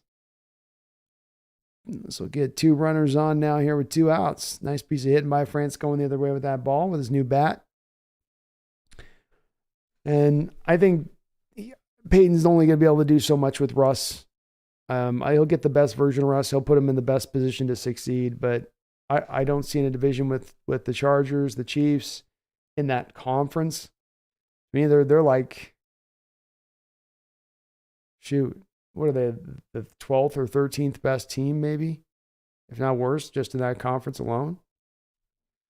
All right, Julio Rodriguez up to the plate. He has had a pretty good day. 3 for 4. First pitch strike here to him. Well, his average up to 216. See if he can make it a 3-hit day. I guess it. And he does. Out into the gap. This is going to get down. 1 runner's in. France motoring up to third. He'll hold there. But that'll be a score. So Julio Rodriguez with his 3rd hit of the baseball game. Nicely done, Julio. Just a line double out into left field. Great stroke on it. Like you got a bit of a hanging curve there. Was that? Look like second 3-hit game of the year for Julio. But so, and here comes Kelenic now. Inside ball, nice eye by Kelenic. Kelenic today 2 for 3, 3 ribbies. Second straight game with a home run. Good little 4-seamer there. Swung back over the middle of the plate for strike 1. Nice pitch. Good eye by Kelenic, too. You ain't doing anything with that pitch at the hands.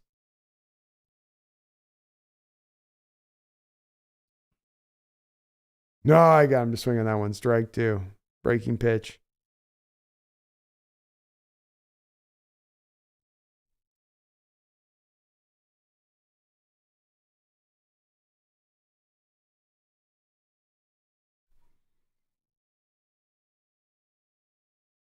One and 2 here to Jared. Runners on second and third, 2 men out. Mariners up 7-0. Kelenic batters it foul. AD also remember Jimmy Butler ripped his teammates for not trying hard enough when he was on the 76ers. Now Philly has basically collapsed and Jimmy's about to make the finals with Miami.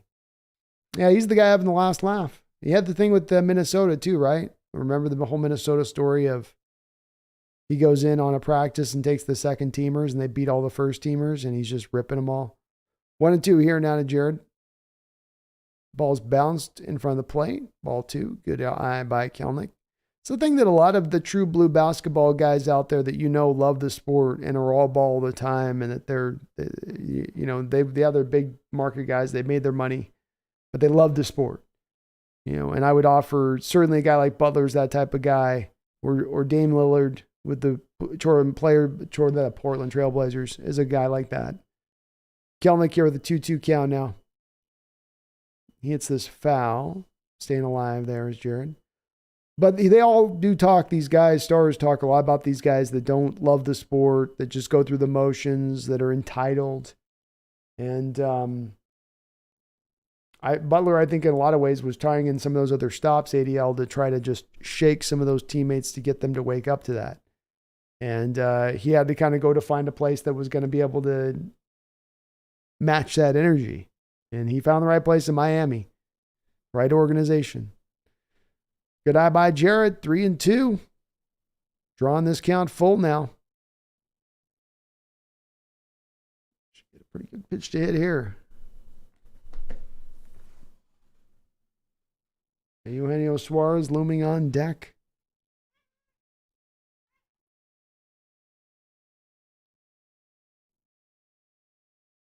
Inside, ball 4. Jared Kelenic draws the walk.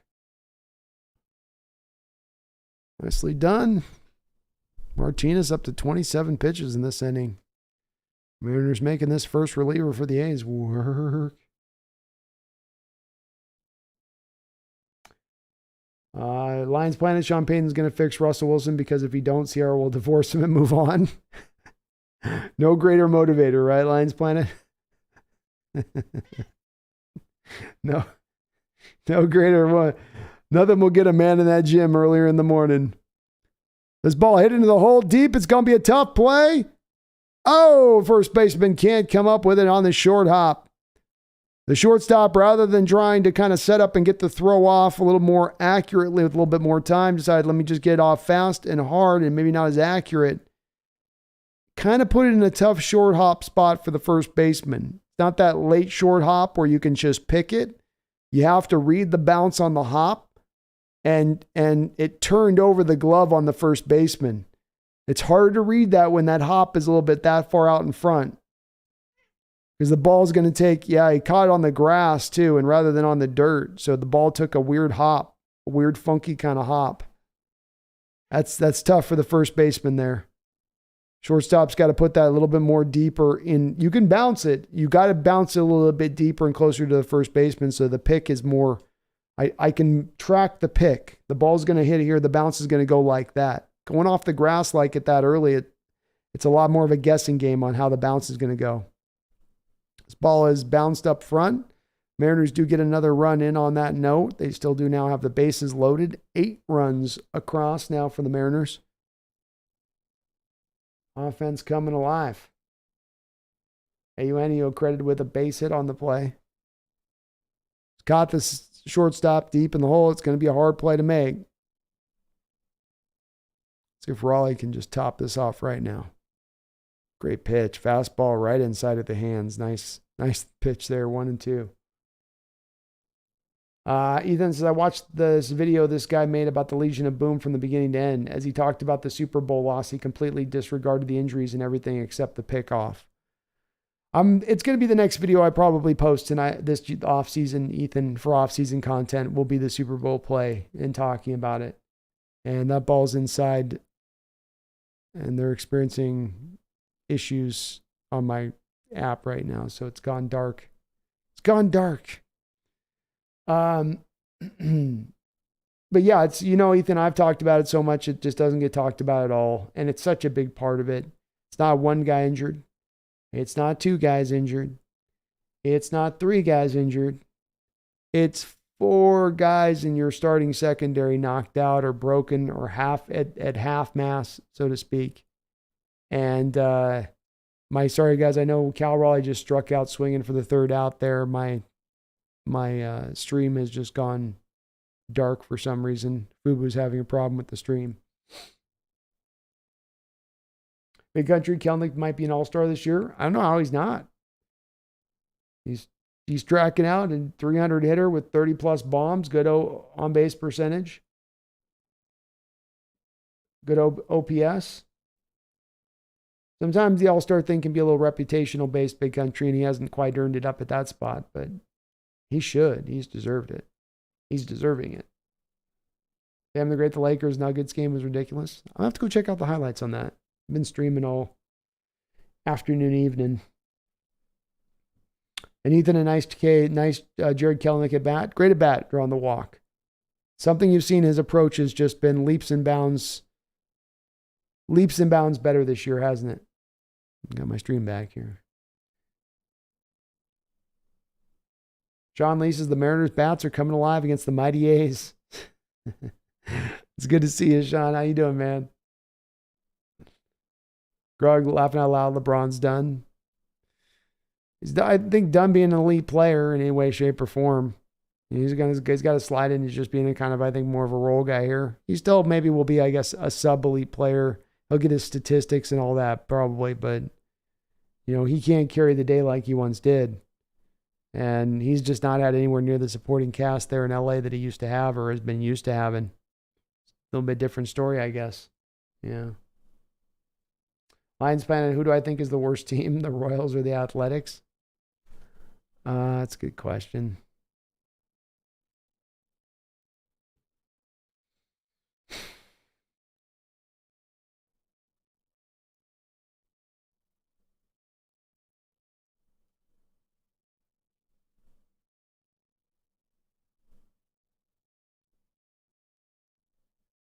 I think the A's are the worst team. The run differential is so monumentally different. And I mean, I guess there's a 4-game difference between them, and you could make the argument that the Royals get to operate in a lot easier division than what the A's have to operate in. But all that being said, I think that the differential is so significantly different. You can't. Sean Lee, poor A's don't have a fan base anymore. No, they don't. Ownership's got to be in a position that they're willing to spend money. And the days of having ownership in any sport that just sits back on their hands and decides that, they're just going to make their little tidy profit every year and just hang in there. And, it's such a crappy thing to do to fans. And you're going to grow a feeling of resentment over time from the fan base that you're not truly committed to trying to build a winner. You're not truly committed to trying to get a team out there that can go and win championships or World Series. You're just sort of going through this entertainment motion of trying to put a product on the field that's entertaining enough. You can get your money to get your little profit. And it's a very skeptical view of things from an ownership standpoint in any sport, because I don't think there's any excuse not to spend money. You as an owner, if you buy a team 20 years after you buy the team, you're going to turn an insane profit off of your original purchase, no matter what you're coming out of pocket year after year, as far as your profit margin goes. And that you buy a team with the expectation that you're looking for some yearly profit for this thing to be like an income earner for you. It's just dumb. But they also seem to have an issue there getting the stadium built. There doesn't seem to be the public's funds there. This is what drew the Raiders out of there. How could the Raiders league Oakland? Well, they couldn't get the city to get a new stadium built. I know this is controversial where people go, well, the owner should build a stadium, but that would also help things, I would imagine. Certainly would help them with the revenue. But I kind of feel like rather than you going to the city and saying, we got a crap team, build us a stadium, and then we'll make a good team then. To me, what you do is you as a goodwill gesture, build the good team for the stadium. Great play by Ty France in foul territory, able to bring it forward. Nice job. He's just kind of casually chased that ball in foul territory and ended up catching it right up against the net. Well done by Ty. But the Mariners did a little bit of this where, in that 95 Mariner year where everything was on the board with potentially them moving, and you're trying to get the fans excited enough, and you've drafted well at that point. You've got Griffey there. You've got the hitters there. You got an exciting offense. You're putting a winner on there. They started to kind of a little bit of spending a little bit for them, knowing the Mariners and how they spend money in the early 80s. You were spending a lot of money in the mid 90s compared to where you had been. So they started to do goodwill gesture signs to the city that we're not just going to put crap product out here 24/7. Tony Kemp quickly finds himself 0-2 as Then, by the way, is on the hill here for the Mariners. Castillo pitched himself one hell of a game, 6 innings, 8 strikeouts, 2 walks, no runs, got his ERA down to 2.97. And Then coming in with his 1.35 ERA as quickly an 0-2 count here on Tony Kemp. Ball 1.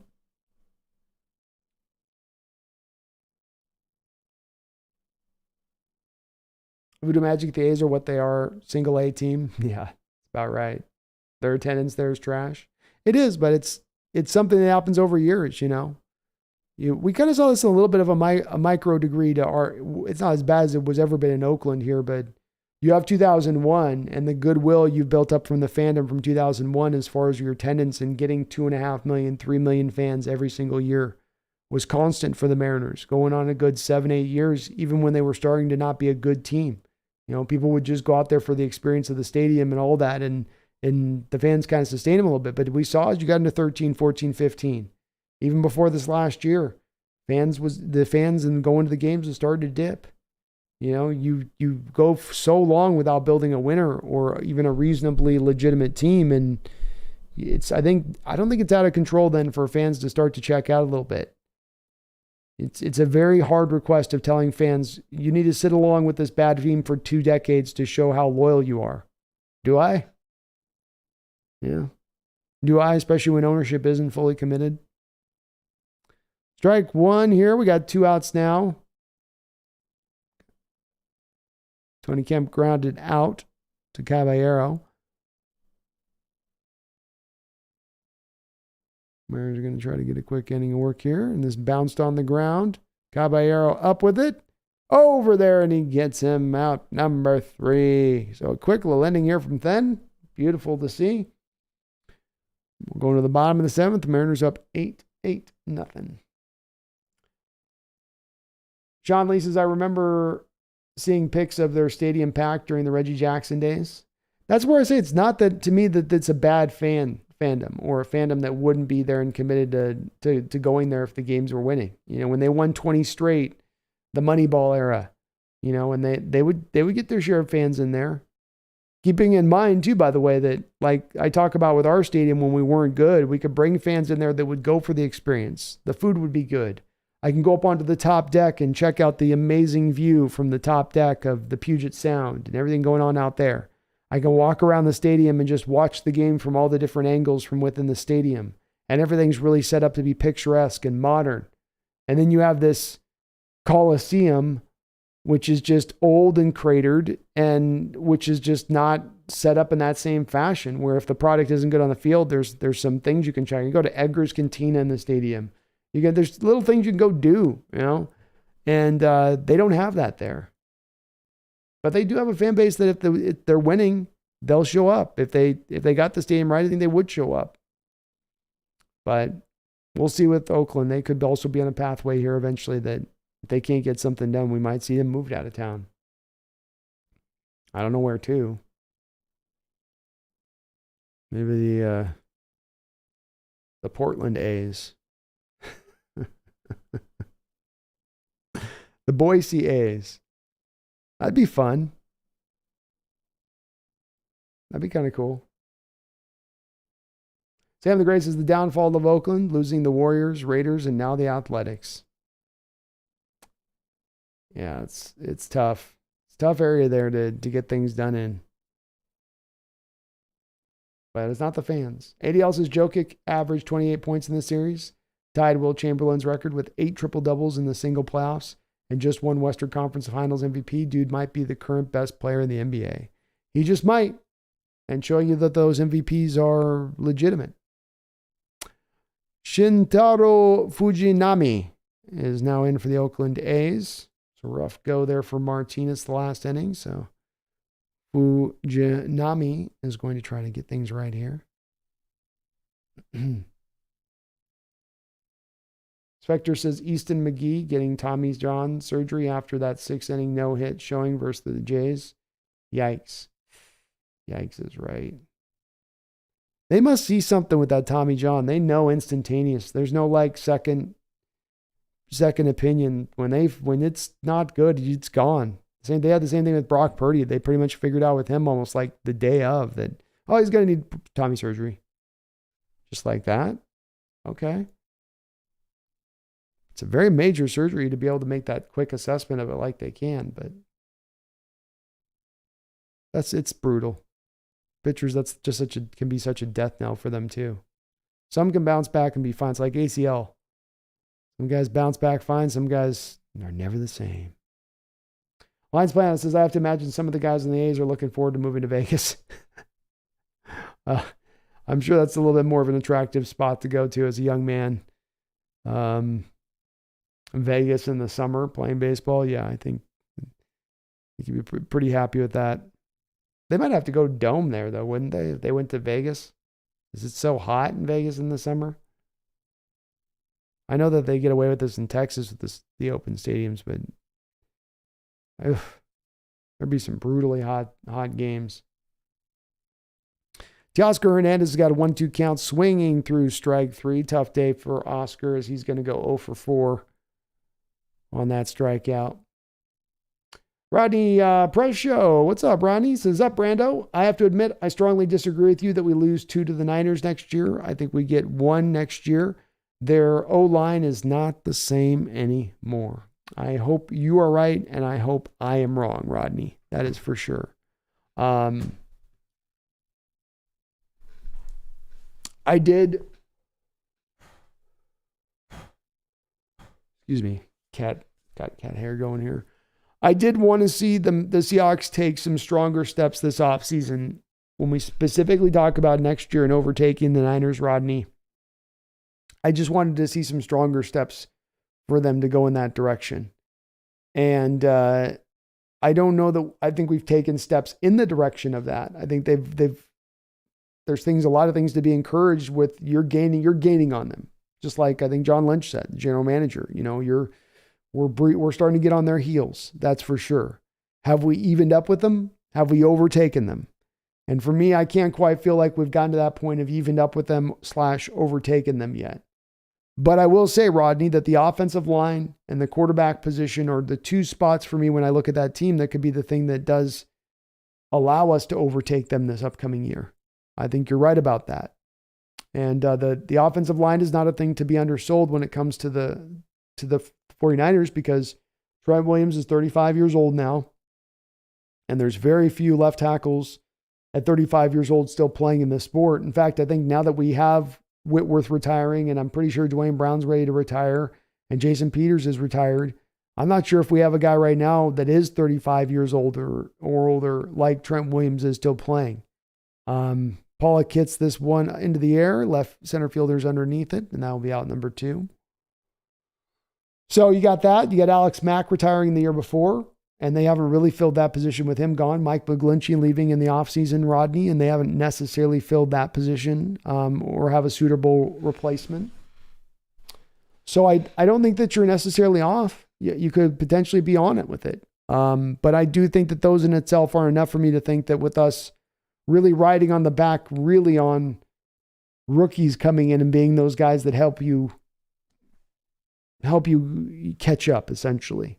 And I just don't like to kind of count on rookies being that denominating factor that allows us to then catch up. I'd like it to have been them being more active in free agency, Rodney, them doing more 3 and 4 year contracts that allowed for them to fit more players then under the cap to build a stronger team over that then could have I think, taken on paper the Niners. But certainly if those young guys can play to their potential faster, then you absolutely can overtake those Niners, or at least, like you say, split one of the games. It's possible. It's reasonable. Caballero up at the plate now. He's got a 1-2 count. Caballero 1 for 4 in this game, but that was a big one hit with a home run that really put the Mariners out front here. 5-0 early on. 1-2 pitch here. Low, 2-2.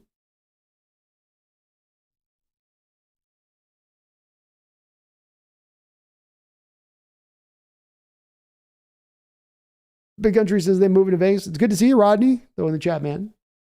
Big Country, they moving to Vegas. A's are moving to Vegas. Oh, okay. Are they for sure? You guys sound like it's a done deal thing.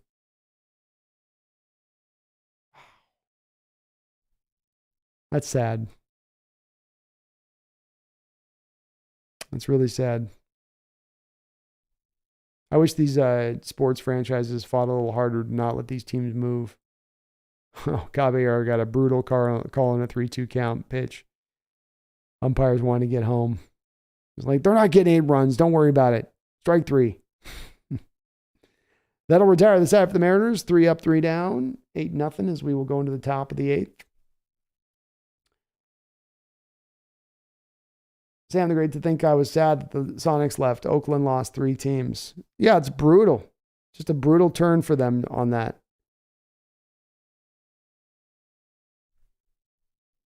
And it's not like it's a bad fan base to me. I really don't feel that way. Certainly not when it comes to the Raiders. It wasn't that case. It's really just to me not good that these franchises, not franchises, but the sports leagues are willing to let these teams move around like they do. It's a kick in the crotch to the fans. Big Country, the Diamondbacks Stadium has a retractable roof and a cooling system. I'm guessing they'll do something similar for Vegas. You'd think that they would need to. I'll tell you what, it's going to liven up all that much more. I'm sure they're going to put it somewhere near the Vegas Strip or something, They'll find a way to like shoehorn in over there. Go do some gambling. Go check out a game. Gamble in the game. There's going to be stuff all through the stadium probably I don't know. Do they have that at the Raiders one? I haven't actually looked into it. They have to have like some slots and stuff, right? Some of the places in the stadium. But yeah, that makes sense with it. That's how they probably do it. I just can't think you do it open air. I've heard some brutal stories of Vegas in the summer. Nitro Hawks is as cool as it would be to go undefeated. I feel like it's cursed in any sports. For an example, Gonzaga couldn't win the national championship. Same with the Patriots. Yeah, I think even Nitro added in the Mariners in the 2001 season, right? 116 games won, right? 117 games won, but you feel like you kind of blew your stack by the time you got to the playoffs. You got one playoff series win, but you were pretty much kind of done by that point. Just to your point on that. I agree. I think it's hard to pull that off. And I don't know if we're ever going to see it. We'll probably will at some point, but it's going to be probably a long way away of another major NFL team having a perfect season again. Lion Plant says, I think the Washington Commanders are going to be the worst team next year and get the number 1 overall pick. I mean, Sam Howell is your starting quarterback. It's true. He doesn't exactly embolden a lot of confidence, does he, Lions Planet? And one thing that you have to have, I think, to be the number 1 overall pick is you usually tend to want to be or need to be or should be playing in one of the toughest divisions in football, because then you're going to really get beat up on by strong division rivals twice a year through those 6 games that you play. And that's going to be probably the case with Washington. I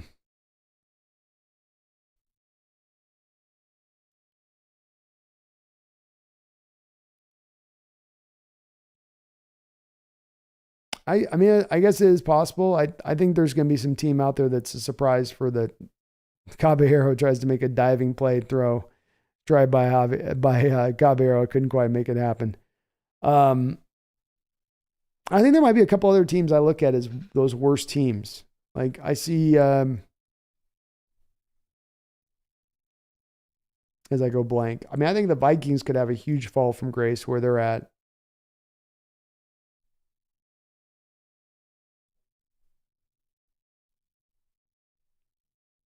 I don't know. Maybe that's a pretty solid choice at the end of the day when you break it all down, as I'm thinking about it.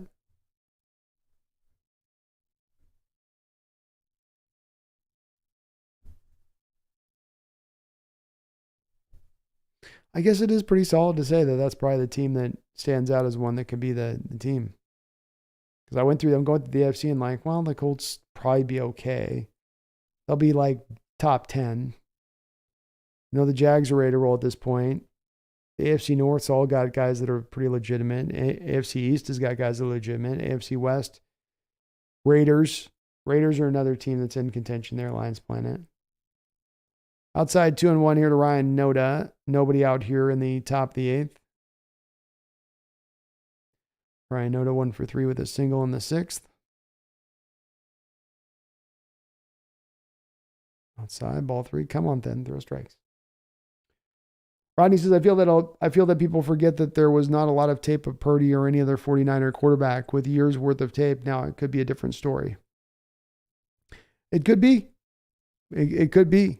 And if they do sustain and that's a walk, come on, Noda. Come on, then.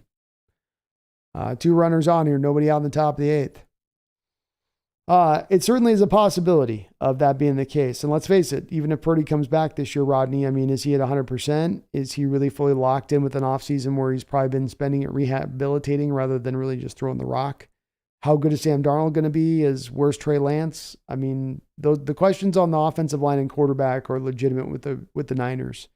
And it's no guarantee that those things are going to be fixed. I would say that ball's thrown to the backstop. Then suddenly has lost his control here. Runner's now second and third with nobody out. Come on, man. Stop overthrowing it. Yeah, get out there, Raleigh, and talk to him. Completely overthrew that pitch.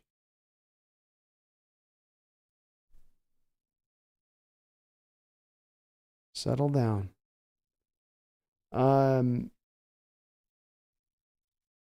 So I can see it being that way. I think a little bit of what I look at with the quarterback position for the Niners, Rodney, and I think this is where a lot of the success for Brock Purdy comes, is more than it being about Brock doing something magnificent with that team. It was more about he had such a good supporting cast around him that was helping him.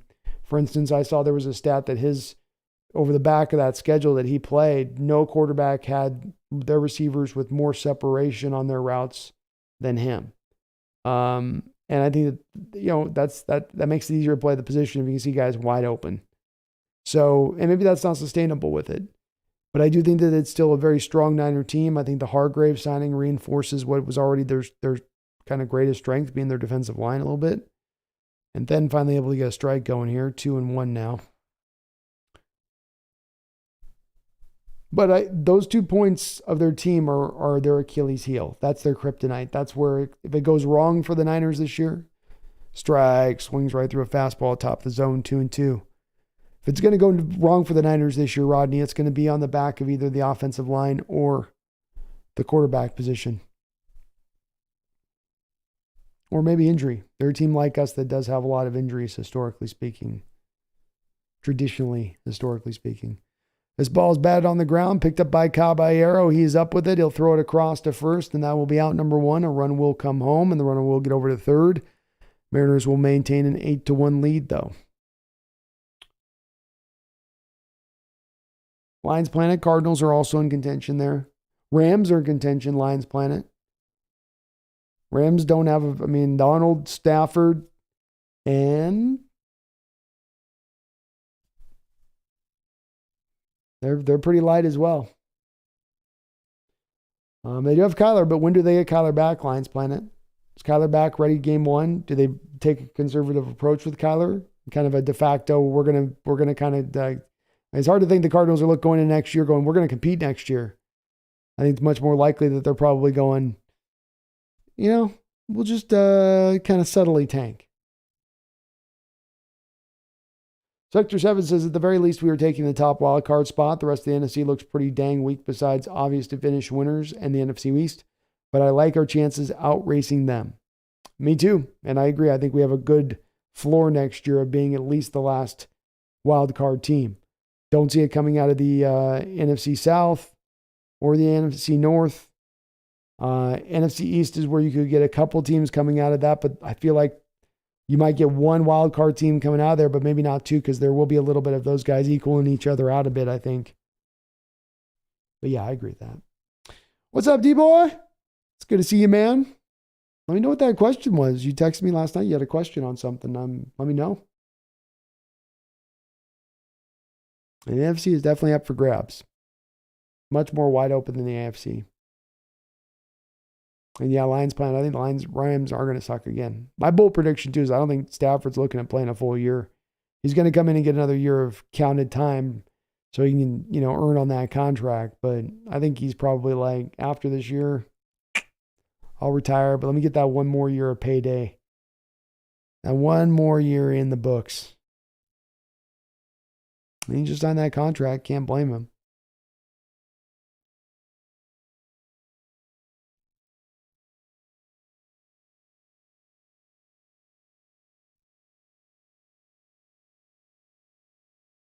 The Mariners call to the pen here. Then gets himself through an inning in the third and gives up 1 run. Spire will come out of the pen. Tomorrow's starters are Luis Medina, with a 6.88 ERA going up against Marco Gonzalez with a 6.10 ERA. Hopefully Gonzalez can get himself locked back in here. Spire, the lefty in 21 games this year, is a 3.38 ERA. 13-2 strikeout to walk rate. Usually throws strikes. Megan says, my cousin just had her baby. So excited. Oh, congratulations to the cousin. Lions Planet, which Gonzalez are you talking about?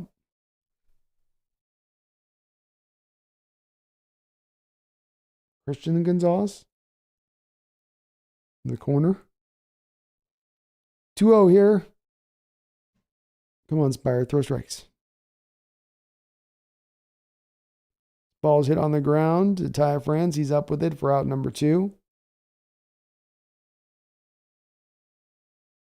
Runner will score from home on that. So 8-2 now Mariners, but they do get the second out. Let me know which Gonzalez you mean on that Lions Planet. Sam the Great, he's good when he wants to be. D-Boy says, so me and my friend was talking last night, and he was arguing about our 5th pick. If CJ was still on the board, would we take him or not if he was still available?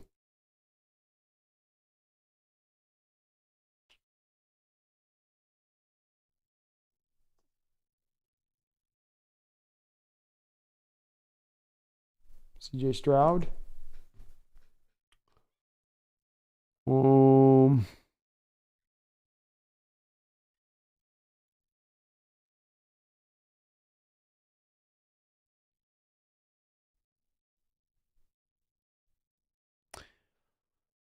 I'm thinking about it, D-Boy. That's a good question. I can give you what my instincts are on this one, but I don't know if I've got a real firm, opinion on this that I feel certain about, D-Boy. Like, I know this is for sure what happened. Kind of that feeling. Okay, kitty. Ow. I got to trim your claws. My instinct on this is if CJ Stroud or Anthony Richardson was there at our pick, we would have taken them. This ball's bounced up here. We got a 2-2 count here on Ramon Laureano. My instinct is that if CJ Stroud or Richardson was there, they would have taken him.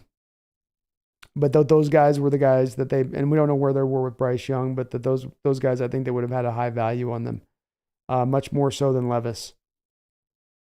And my only thinking on this is I think that they kind of came around to the other side of landing on Witherspoon as the value pick because the quarterbacks were off the board, because Jalen Carter, they had him dinged for the character stuff. They weren't as high on the kid out of Texas Tech, the edge, right? They weren't going to go lineman early there.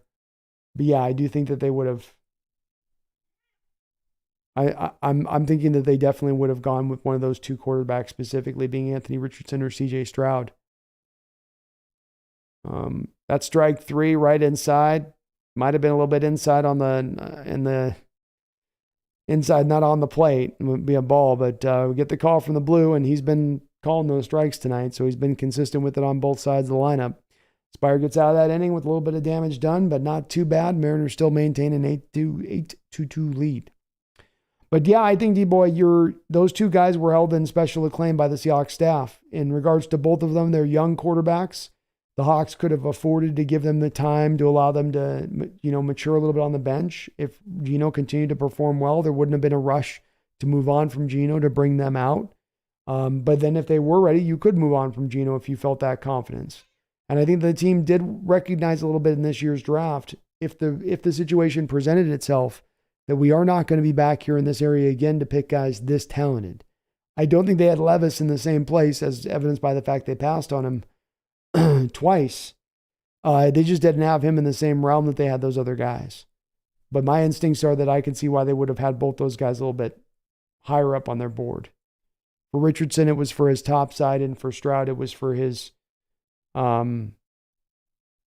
just natural feel for the position, I think.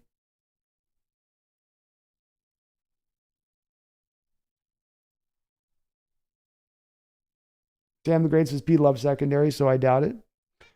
Yeah, they might have just loved Witherspoon that much. But then again, as I say, I think we got to a logical process landing at Witherspoon. I don't think it was just purely they love that guy so much, and that's what drew it out.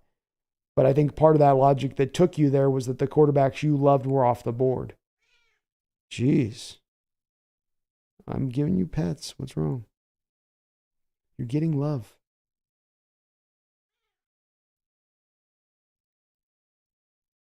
The pitcher is Gonzalez, the pitcher good. Oh, no. He picks his spots. He's soft tossing. I'm going to just try to just nibble the black of the plate and off speed, breaking ball. You have you constantly guessing about which pitch is actually coming, but he has nothing close to overpowering stuff. Go to the bottom of the 8th inning here now. Fujinami is still going to remain on the bump for the A's, and Crawford's going to take a strike one here as the Mariners get the top of the lineup going.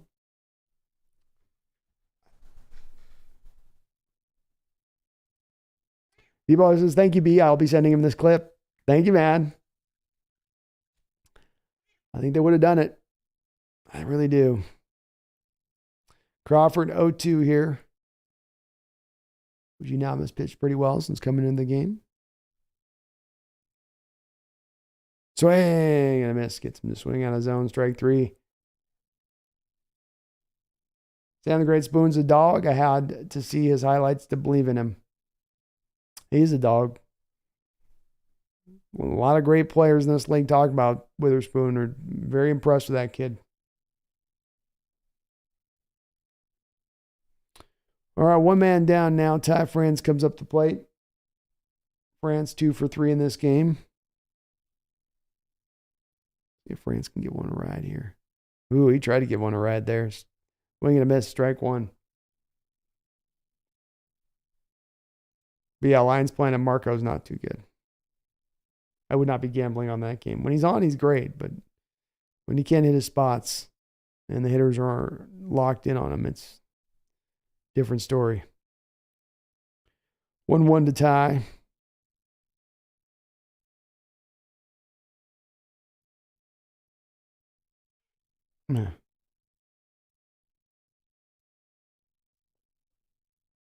Outside. 2-1.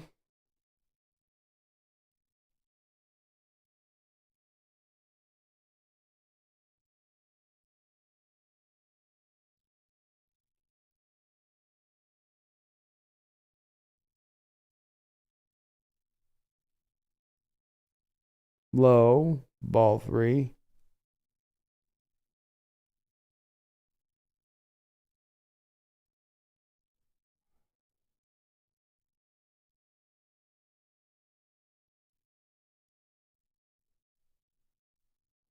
Ball 4 outside. So France draws a walk. One man down here. D-Boy says, B, do you think it matters what school you go to nowadays, or do you think no matter what school you go to, if you're talented, they will find you? I think more than ever, D-Boy, maybe it's not still reached the point where there aren't guys that can slip through the cracks. But I think more than any given time in NFL history in the evaluation process. Oh, Julio gets hit right in the middle of the back. Boy, you hate to see that. That's been the place where he's had back problems at times.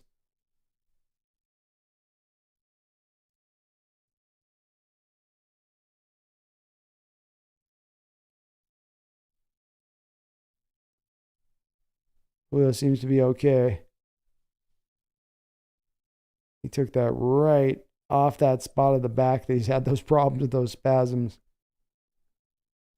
There you go. Oh. No bueno. So 2 men on now.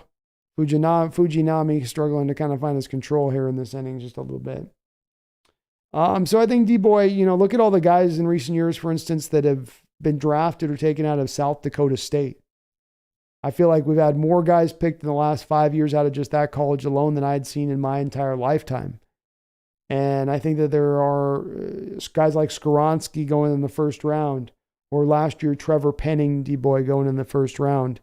I think this is a little bit of indicative of the NFL teams becoming more open in their imaginative process to the players they consider, and not just looking for guys out of the SEC They're playing at the great major programs, But there's still guys that will slide through. There is guys that I'm sure at certain programs don't get their chance.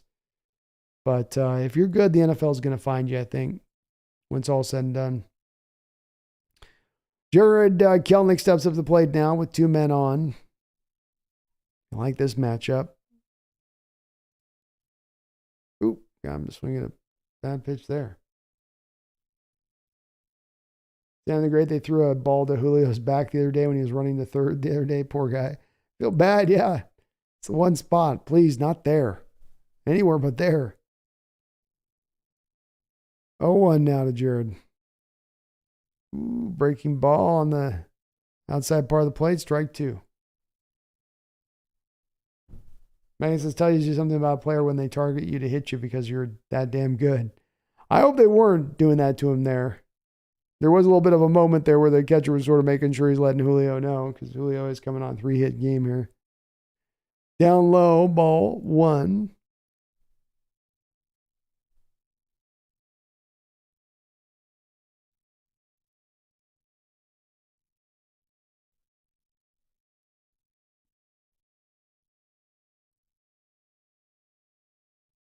Mariners trying to pick back up a run here after last inning. And on the ground to right field, that's a base hit by Jared Kelenic. Hit too hard through for France to get around. He's not the fastest of cats and the best of times. My cat is a hairy beast, I tell you what. I run the cat comb through that cat every day, and she's still just a shedding machine. Shedding machine. So bases loaded now. Eugenio Suarez up to the plate. Got a base hit in his last at bat. 1 man down.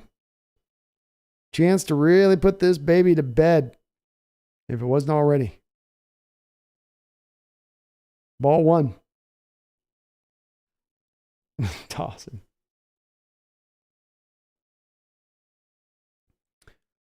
1-0 here. Kelenic gets his lead from first. Great pitch there by Fujinami. Outside part of the plate. Strike 1.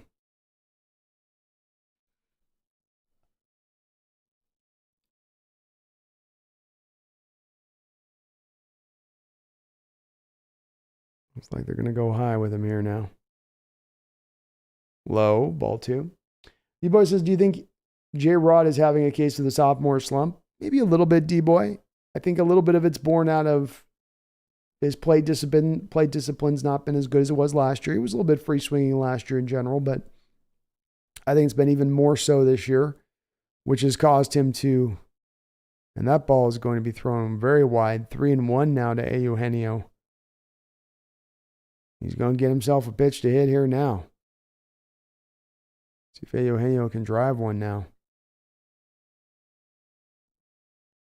France, Rodriguez, Kelenic, bases loaded. Mariners up 8-2. 3-1 pitch. Eugenio gave it a big swing. He gave it a home run swing. Got it right, swung right through it though. 3-2. So D-Boy, it definitely is that's the plate approach has been just not as good. And so he's swinging out of pitches out of the zone, and that's caused him to strike out more. He's got to be able to control that zone better. Eugenio digs this out from the bottom of the zone. Base hit out into center field. This will drive in France. Julio Rodriguez will come in as well. And the Mariners go up 10-2 on this A's team. Nice job by Eugenio. Just dug that sucker out. Low pitch, bottom of the zone. So it is that. But then again, D-Boy, why is he having a harder time controlling the zone? Because the pitchers also have the advanced scouting reports, and they can pitch him now to the weaknesses that they were able to surmise off the totality of last year. So all those at bats, 500 bats you have to go through, and you can really lock in on what pitches at what points in the count to go after that hitter. And now Julio's got to adjust to that adjustment. And so that's the next part for him to go into. But I think he's doing well enough. He's had the glimpses enough here early on this year to believe that he's going to figure it out here and things will get back on track before it's all said and done. Mariners with 2 runs in here in the bottom of the 8th inning. Up now 10-2 with Cal Raleigh stepping up to the plate. Raleigh 1 for 4. Takes an inside 98-mile-an-hour fastball for strike number 1. Big Country, I think his numbers will be similar to last year. Yeah, I think by the end of the day, he'll be very close to where he was last year when it is all said and done. 0-1 count here to Cal. Knocks it off the end of the bat. Foul, Cal. Megan says, so glad she didn't shed on you when we met, B. Wouldn't have been pretty for us either. No, it wouldn't have. And you know what happened? We went from really cold weather here, Megan, to super hot weather here. So it's making both my cats shed like hell. And I'm running the cat comb and I'm coming with them with like a whole fur coat every time I go through the cat comb with them. It's amazing.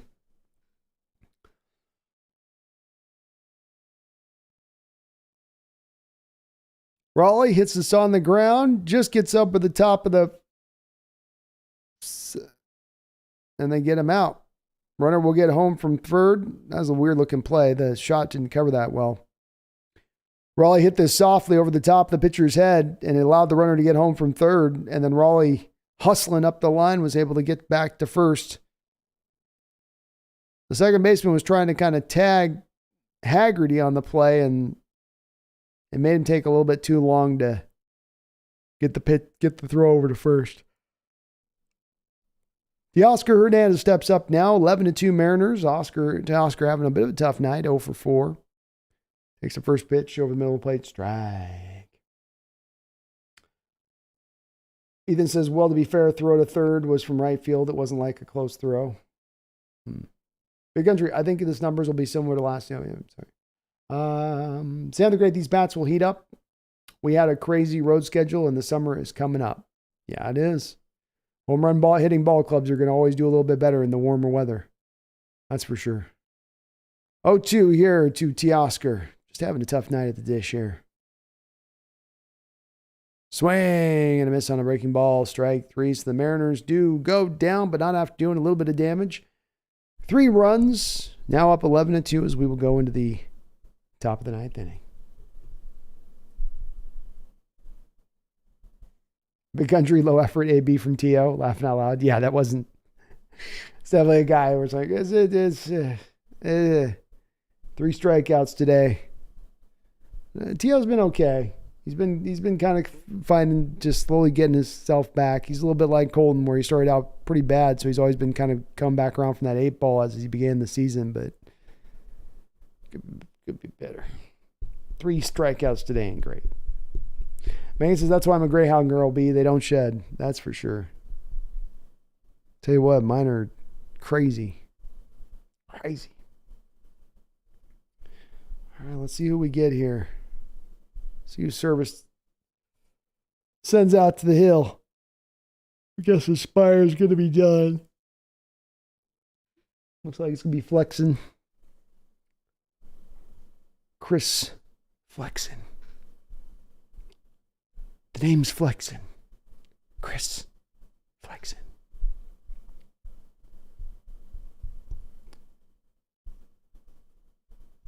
Wu-Tang says, bro, it was like mid-80s in Seattle the other day in May. Just cursed. Yeah, I feel bad for you West Siders too when it gets up to the 80s and 90s because you don't have any AC, which we've got over here. We love the 80 and 90 degree days here because it's like, hell yeah, bring it on. I'll be sitting in my AC, chilling, drinking my iced tea. You guys out there, you just got to suffer with your fans blowing the warm air on your face. Big Country Flexing probably won't be on the team much longer. I mean, maybe. Marco's not exactly solidifying himself in the rotation, Big Country. But Flexen's not exactly doing well either, right? So, both have been kind of a disappointment early on. Megan says we're going below 0 at night here, so I hate you for your summer-like weather. And we're just getting warmed up, Megan. We'll be out there laying out by the pool at my apartment here. Stay soaking those rays up. We did our winter. We did our hardships. We did our 90 days without sunshine.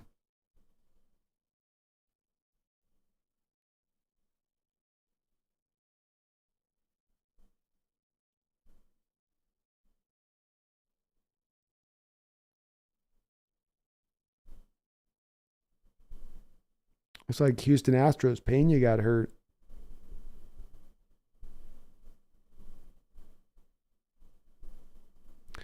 All right, flexing out there now. First pitch swinging for the A's, right up in the middle of the infield. A pop up to Crawford. He'll reel this in, and that'll be out number 1. TJ says we got to go at least 10-3 versus the A's. I think that's reasonable. I think that's very reasonable. We've got to beat up on those weaklings a little bit, don't you? Flex in 9 games this year with a 6.67 ERA, 28 innings of work. Ball 1. Sam the Great says Flexen used to be a starter. That's crazy, the downfall. It is, especially because I think he's going into a contract year this year. So there's actually kind of a little bit on the line for him.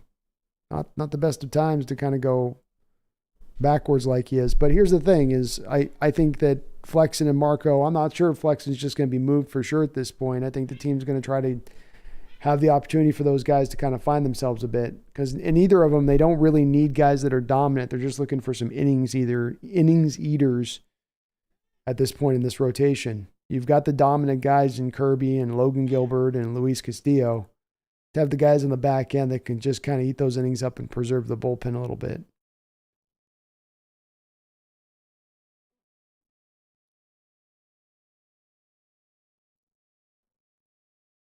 Three and 1 here for Flexen. D-Boy says the one reason and only reason Marco is still a Seattle Mariner is because he's a lefty. It's probably true. Probably true. Swing and a miss there by Flexen. 3 and 2 now. I know, Kitty. I know. Game's almost over. Chill. Yeah, I know. It's almost over. Yeah. 3-2 pitch here for Chris. Chewing on that gum.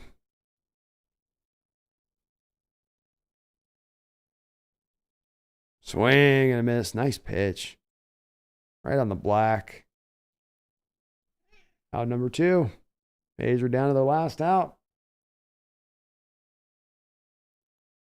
Sam the Great says the younger guys took his job. Miller playing crazy good and Hancock and the minors developing. It's true. Those guys are on their way. Mariners got a hell of a rotation in the works here for the future, don't they? Young, dominant, power arms. Strike. Tony Kemp.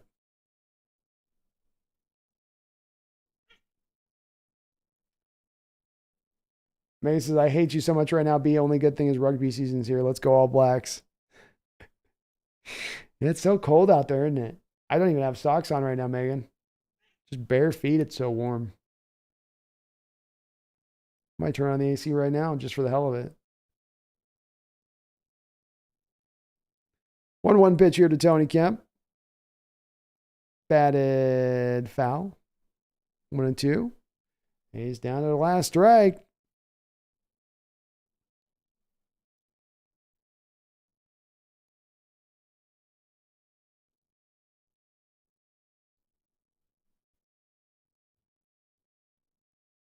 Mariners with 11 runs tonight. Season high. Kemp bats that foul.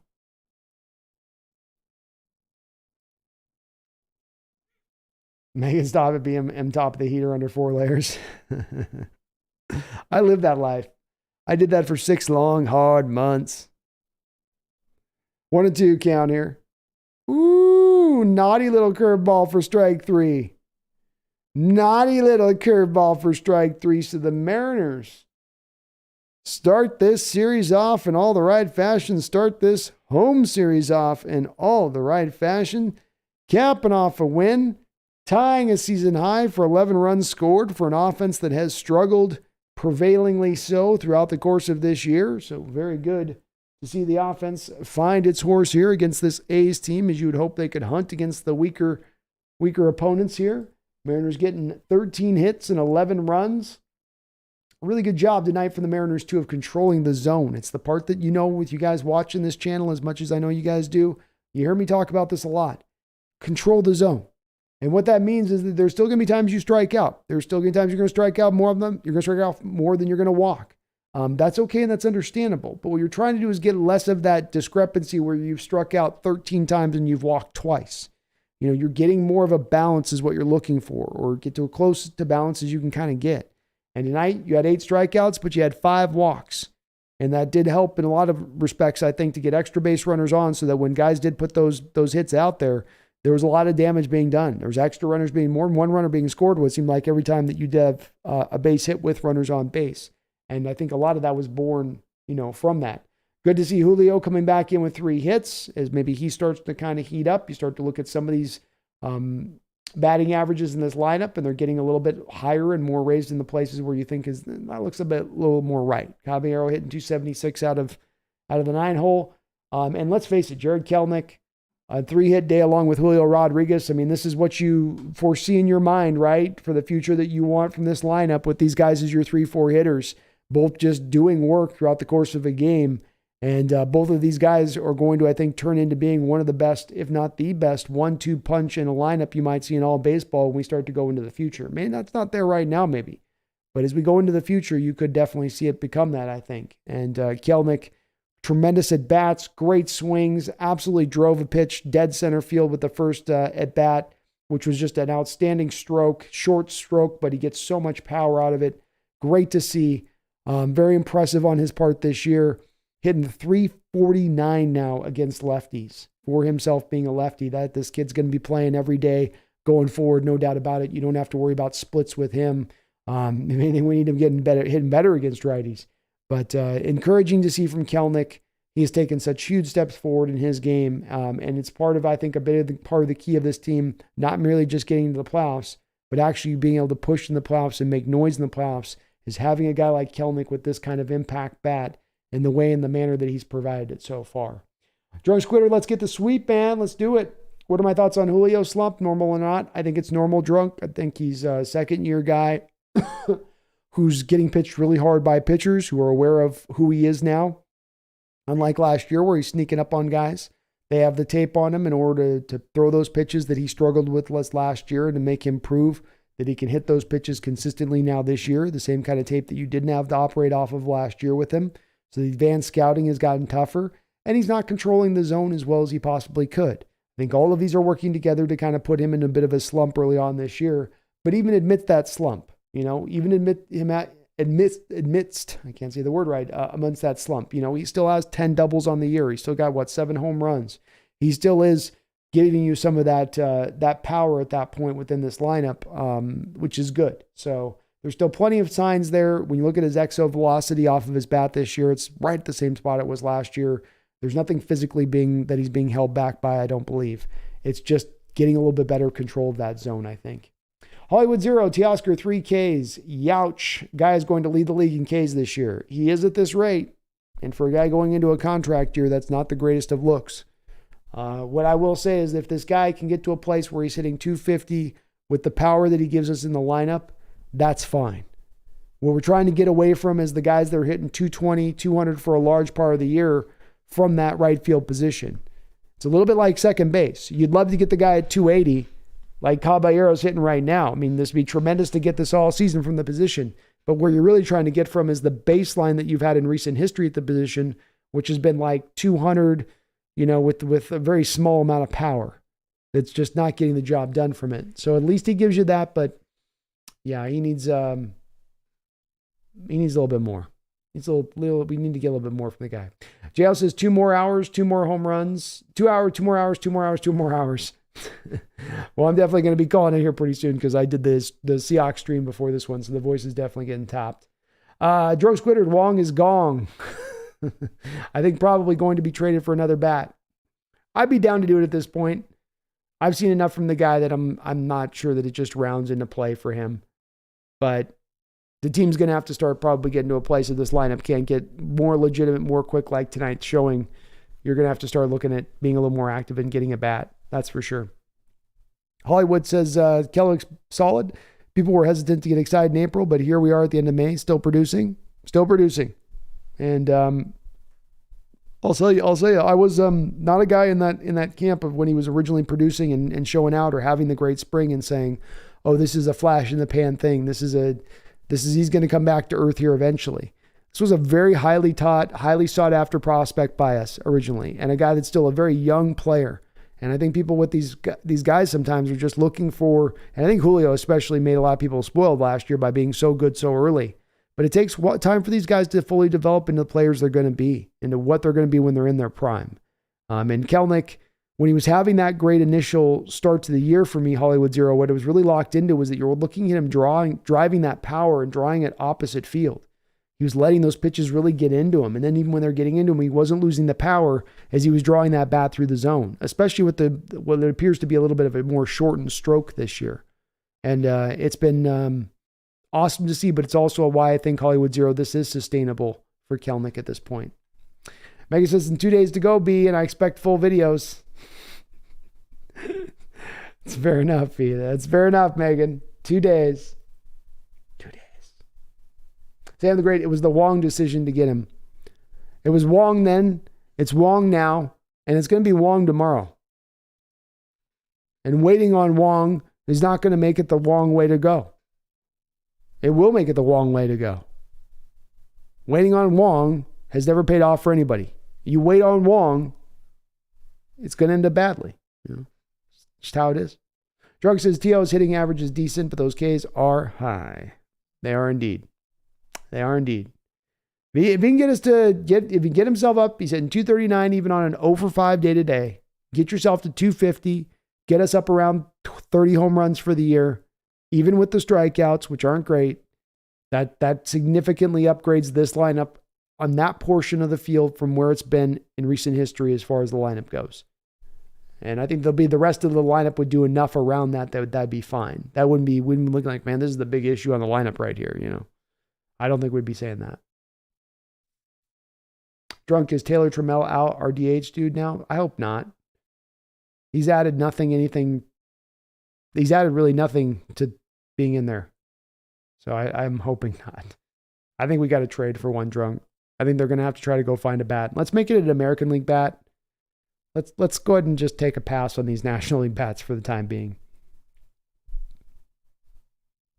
Yeah, we don't have a DH right now, Big Country. DH, second base, to me, right field, if we're going to consider Kelenic a left fielder, you know, those were the three positions you had to kind of upgrade from last year. I think you've done enough with Teoscar. Maybe Caballero can settle in to be enough of that guy here to hit in the 250 to 275 range, which would be perfectly fine because that's better than where you were last year where you were hitting around 200 from that position. But then DH is the other spot, right, Big Country? Because last year was Carlos Santana and Winker and any number of guys that couldn't get the job done.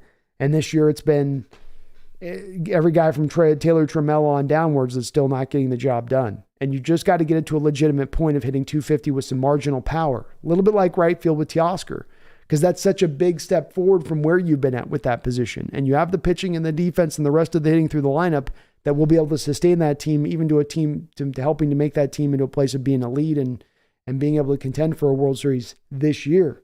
But that's the part that's got to get upgraded here at some point or another.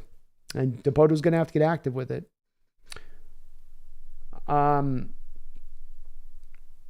Drunk Squidward says, what's the difference between AL and NL bats? Well, theoretically, nothing. But I just have had a long history of watching Major League Baseball and watching these National League hitters go to the AL and them just taking a huge step backwards. Some of it I've always wondered too was a little bit of just in the NL, you've got the pitchers hitting for years. And, you know, that was a big part of it with just for whatever reason that elevated some of those hitters a little bit higher, I guess. But just going back for years, man, so many hitters that have come over from NL and they just don't hit at the same spot. I mean, we got Beltre as well as he hit when he initially came over, like had 50 home run season almost, I think, for the Dodgers when you brought over, and then just never got to that same spot, especially hitting for average. But we could go after player after player after player throughout Mariner history of guys that you brought over that were legitimate bats from National League, and you bring them here and they fall off a cliff. I don't know why it's that way. Theoretically, it shouldn't be that way, but it's just that way. Drug says Munoz is also coming back too. I'm very encouraged by him. I have much higher hopes on him than Moore. I'm not sure with Dylan Moore what he's going to necessarily provide. I'm hopeful he can. I'm definitely willing to give him a chance in there. But I don't want to necessarily just count on Dylan Moore and say, well, we're good. He'll be back in here and he'll clean everything up at the DH spot. You know, as Sam Gray says, Pollock is definitely not the answer. You brought that guy in to kill lefty splits, and he's not been able to kill lefty splits. Spectre, it's the different pitchers within the two conferences, respectively. An NL batter will have the most experience with NL pitchers. It's true. It's true. Wu-Tang, I've heard they're being careful with Munoz, so I think he is still a couple weeks out. But he's getting closer, I've heard. So that will help the bullpen, no doubt about that. Sam says we should keep Caballero at second. We need a solid DH. I'm good with that. Would like a little more info on him with how he's hitting right-handers, but hard to argue with what he's done so far, I'll tell you that. 276, 802 OPS. Outside of Kelenic, he's got the best OPS in the entire lineup.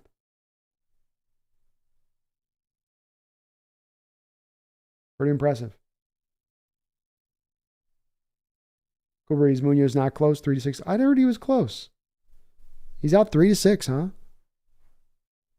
huh? Drunk, who should we trade for? I haven't looked through the options, to be honest, yet, Drunk. I've been kind of deep on that draft coverage, but I'm going to start to dive into a little bit more, maybe some of the options we can look at. That's a plan for me to actually do a video here on the Mariner channel. We'll be looking at maybe some options of guys we can look to trade for who would be helpful fits here on the team. So I'll take a look at that and try to get a video posted for that. Spectre says, I heard Munoz was planning on being on the road trip June 1st to 11th. I guess we'll see. So I'd kind of thought I'd heard something like that too. So George Squitter says, look at Adam Frazier. Dude's hitting decent. Is he?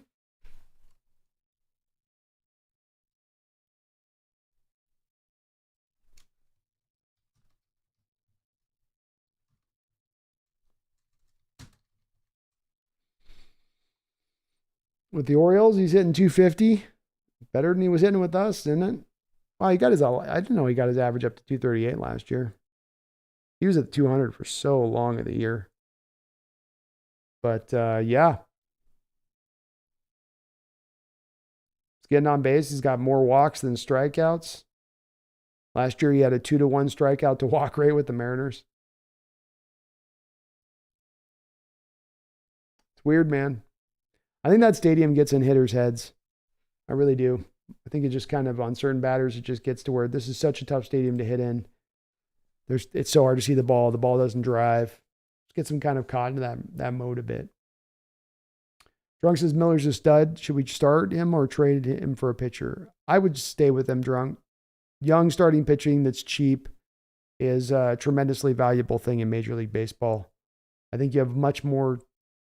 I like building up this rotation to continue to be the strongest in all of Major League Baseball, especially when you play in what may be the best pitcher's park in all of Major League Baseball. So you're building on a strength that also fits the best to your park naturally. I like that. I would more, if I'm looking for like a piece that's a strong piece in this organization that I would look to move, it would be more probably the catcher, Ford, where you could probably get a return back from him on a hitter. And there really isn't a pathway to him catching at the Major League Baseball, at the Major League level, with Raleigh looking like he's going to embed himself in pretty good.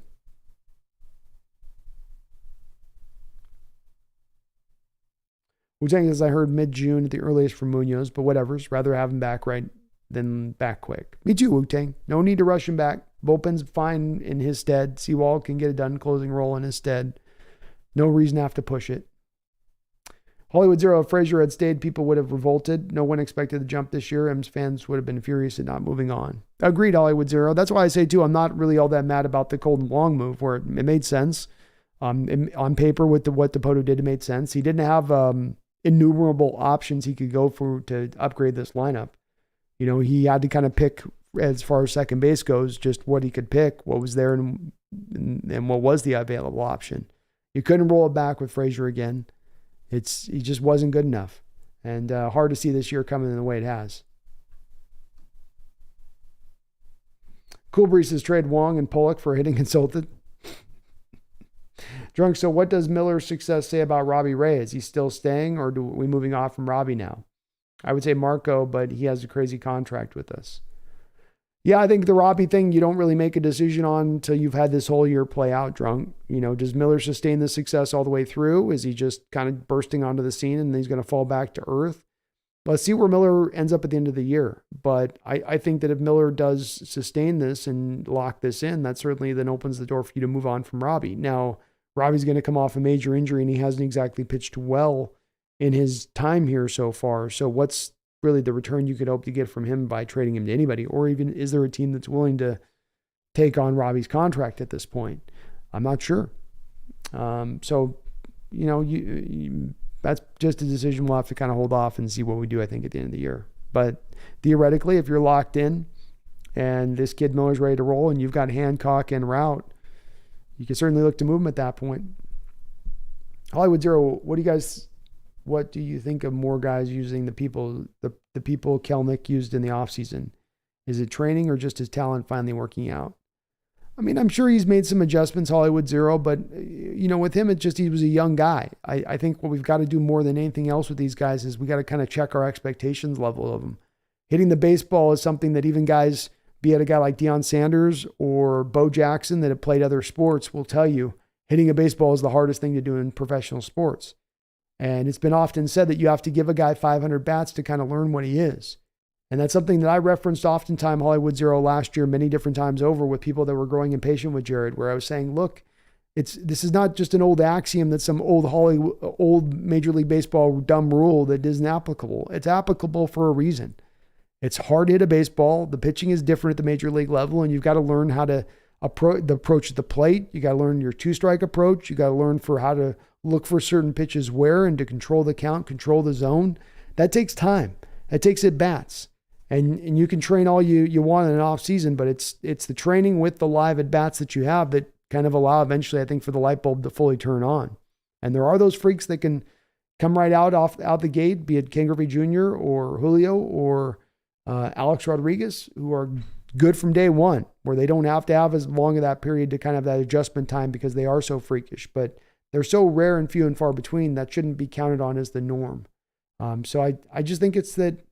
More than training, I think he's certainly trained on, he put in the work. He did that aspect of it, Hollywood Zero, but it's also to me just the maturation process of a young hitter, learning how to be successful in this league. Drunk, we should trade for a backup catcher, a DH bat, or even a second base. I think DH bat, second base. I'm okay with backup catcher currently, Drunk. Tom Murphy's fine. He's fine enough, but he's not great, but I don't know if you're going to find a good, impactful backup bat. Probably going to be easier to find a DH or a second baseman. Y2K, you're happy going into next season with Robbie Ray being your number 5? If it leads to that, I'm okay with it. I'm not sure there's a team you can offload his salary for. He's coming off an injury. I just don't think there's a team that's going to necessarily be jumping to the front of the line to trade for him at that point. Drunks is probably going to trade Wong or Flexen. Could see it. I don't know, as Big Country says, I don't know if Flexen's got a lot of value right now. Sam the Great, hitting a baseball, playing quarterback, and being a soccer goalie, top 3 hardest sport positions. It is.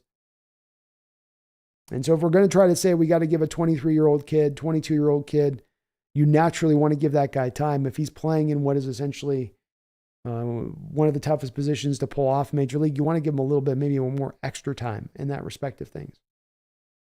Drunk says you could package Flex in with someone else. I think you could put a trade like that together. And what's good is that if you're looking at a DH that can just give me a guy that can hit more than the 150 of Pollock right now. Maybe I don't have to give up a lot of trade assets, quantitatively wise to make that deal go. Because I'm not needing, again, the baseline number I'm trying to get over the top isn't that great. Wu-Tang says, I want Tom on the team just because his eyes put fear into people. He does have those eyes, the psycho eyes. Megan says, hockey goaltending is an easy beat. Take it from one who's tried and failed miserably to play it. No, I know that's definitely a tough one as well. I will say, though, I think that if it came down to hockey goaling or trying to hit a baseball that's going 98 miles an hour with nasty movement, and I don't know if it's going to be that pitch or it's going to be a 75 mile an hour breaking ball or a 91 mile an hour slider, it's tough. It's tough. And the great basketball might be the easiest sport, but it's hard to find great talent. Yeah. I agree with that. Especially if you're tall. It helps if you're tall. All right. Well, we are going to wrap this on up. I am going to potentially be back on Wednesday. If not Wednesday, then Thursday on the Hawks Nest side of things. If I'm not back tomorrow over here on the Crow's Nest, then we'll be back probably Wednesday. So kind of however I flip that around, I'll be bouncing back over here and we'll be doing this some more. Going to be picking up the streams, as I said here, with May and June. So I hope to get some more of these out here as we go along over the next couple of weeks, especially. Please do hit that like button if you guys get a chance, and do sub up if you're not subbed up, as I'd like to get the channel over 1,000 subscribers this baseball season, if we can pull that off a little bit. We're about 500 now, so we might be able to do it. But appreciate all of you in the chat for joining up on the stream here today. Don't we have Harry Ford? We do have Harry Ford drunk. And that's a guy that I might be looking at if you're trying to get a prime piece in return, a prime asset back. Maybe you look to move him if you're trusting in the future of Cal Raleigh at the position. Megan says hockey goaltender has a brick flying at your head from the end of a stick at over 100 miles an hour. It's tough. It ain't easy. It ain't easy. I'll give you that. I wouldn't say that. It's definitely tough too. Countdown decision day is right, Megan. That's right. Go M's Big Country. Appreciate you, D-Boy. B, do you think they should move sale of the Oakland A's? I don't really like to see it, D-Boy. I hate seeing franchises moving in any sport. And I think that the Oakland A's fan base is getting done a little dirty in this one. The ownership is not committed to building a winning team. The whole point that you have Moneyball in the first place, D-Boy, and that Billy Bain has to create that in the first place is because the Oakland ownership flatly refused to spend any money and would just let its stars leave out the door for nothing. And so that forced sort of the Moneyball approach. And that's not the fans' fault that you're a bad organization because you won't put the investment in. And it's not the fans' fault that you can't come to play with any money as far as building a new stadium. And it's got to be all on the taxpayers to get it done. The ownership eventually has to come in these situations and provide a little bit of a middle road here. You know, our hand will reach out to your hand for this shake rather than you come all the way to us, which is a little bit of what the ownership for the A's has done, in my opinion. And it's doing them dirty. So I don't like it. It sucks. And I wish they wouldn't do it. D-Boy says, good show. I love them's live stream. See you on the next time. Go M's. See you on the next one, man. Go M's. Y2K, don't trade out catcher. He has the profile to play basically any position. Don't have to move him, Y2K. I just look at it as if you're in a go for it mode this year. I'm not going to say that I'm in a no-go stance of moving forward if I have the potential of moving him and packaging together with somebody else to bring in a player who could significantly improve this team this year, especially if it's a move that could help them get them over the top in a World Series run. So it's not the forefront of what I want to do, but it's something I'm certainly open to doing if the right trade comes down the pike. Wu-Tang says the ownership didn't respect that town at all. No Seattle fans should be happy to see a team go after how we got done. Exactly. I didn't like how it happened to me. I don't want to see it happen to somebody else. And these owners play a lot of dirty pool and shenanigans and games that aren't right and do the fans dirty in a lot of ways. And the A's fans they're not being done right here in this situation if they move them out. And it would be sad to see. Sad to see. The Great says, I only met a good athletics fan. They love that team. Yeah, me too, man. Passionate about their team. I've met some good A's fans too. It would suck. Drunk Squidder and Harry Ford, maybe DH. See how he does. I mean, try at this point or DH sucks. I mean, it's maybe worth a shot, I guess, Drunk. It does seem a little early for him to come aboard. Like I thought he was going to be a little bit further away in his development on that. But look, when your DH is hitting 148, you do start to hit into a realm where you go, it can't be worse if we just go with the kid. Yeah. Can't be worse. This is a little bit of what brought you to Julio in the first place. I was like, well, might as well start him as he's tearing the cover off the ball, and it's not like we got anything, embedded out there at center field. So yeah, maybe that's another route to go with it.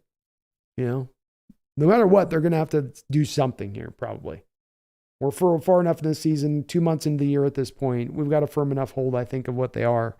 We can see what they're going to probably need as we go into the depths of this year. I think that the bats will heat up a little bit more, but they need to be significantly heated up from where they've been. It's a little bit more of the same from last year overall at the end of the day. All right, well, that will wrap us up, folks. Thank you so much for watching today on the live stream. I really do appreciate you guys. We'll try to bounce back tomorrow. If not tomorrow, the next day. If not the next day, then the next day. We'll find our way.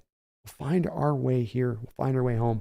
Thank you so much, you guys, for a great live stream show. Appreciate you guys. Mariners get themselves a win today. We're nice to see. Let's see if we can get this sweep of this A's, get this homestand rocking and rolling, and start to maybe kick this thing into gear this year. Sound good to you? Sounds good to me.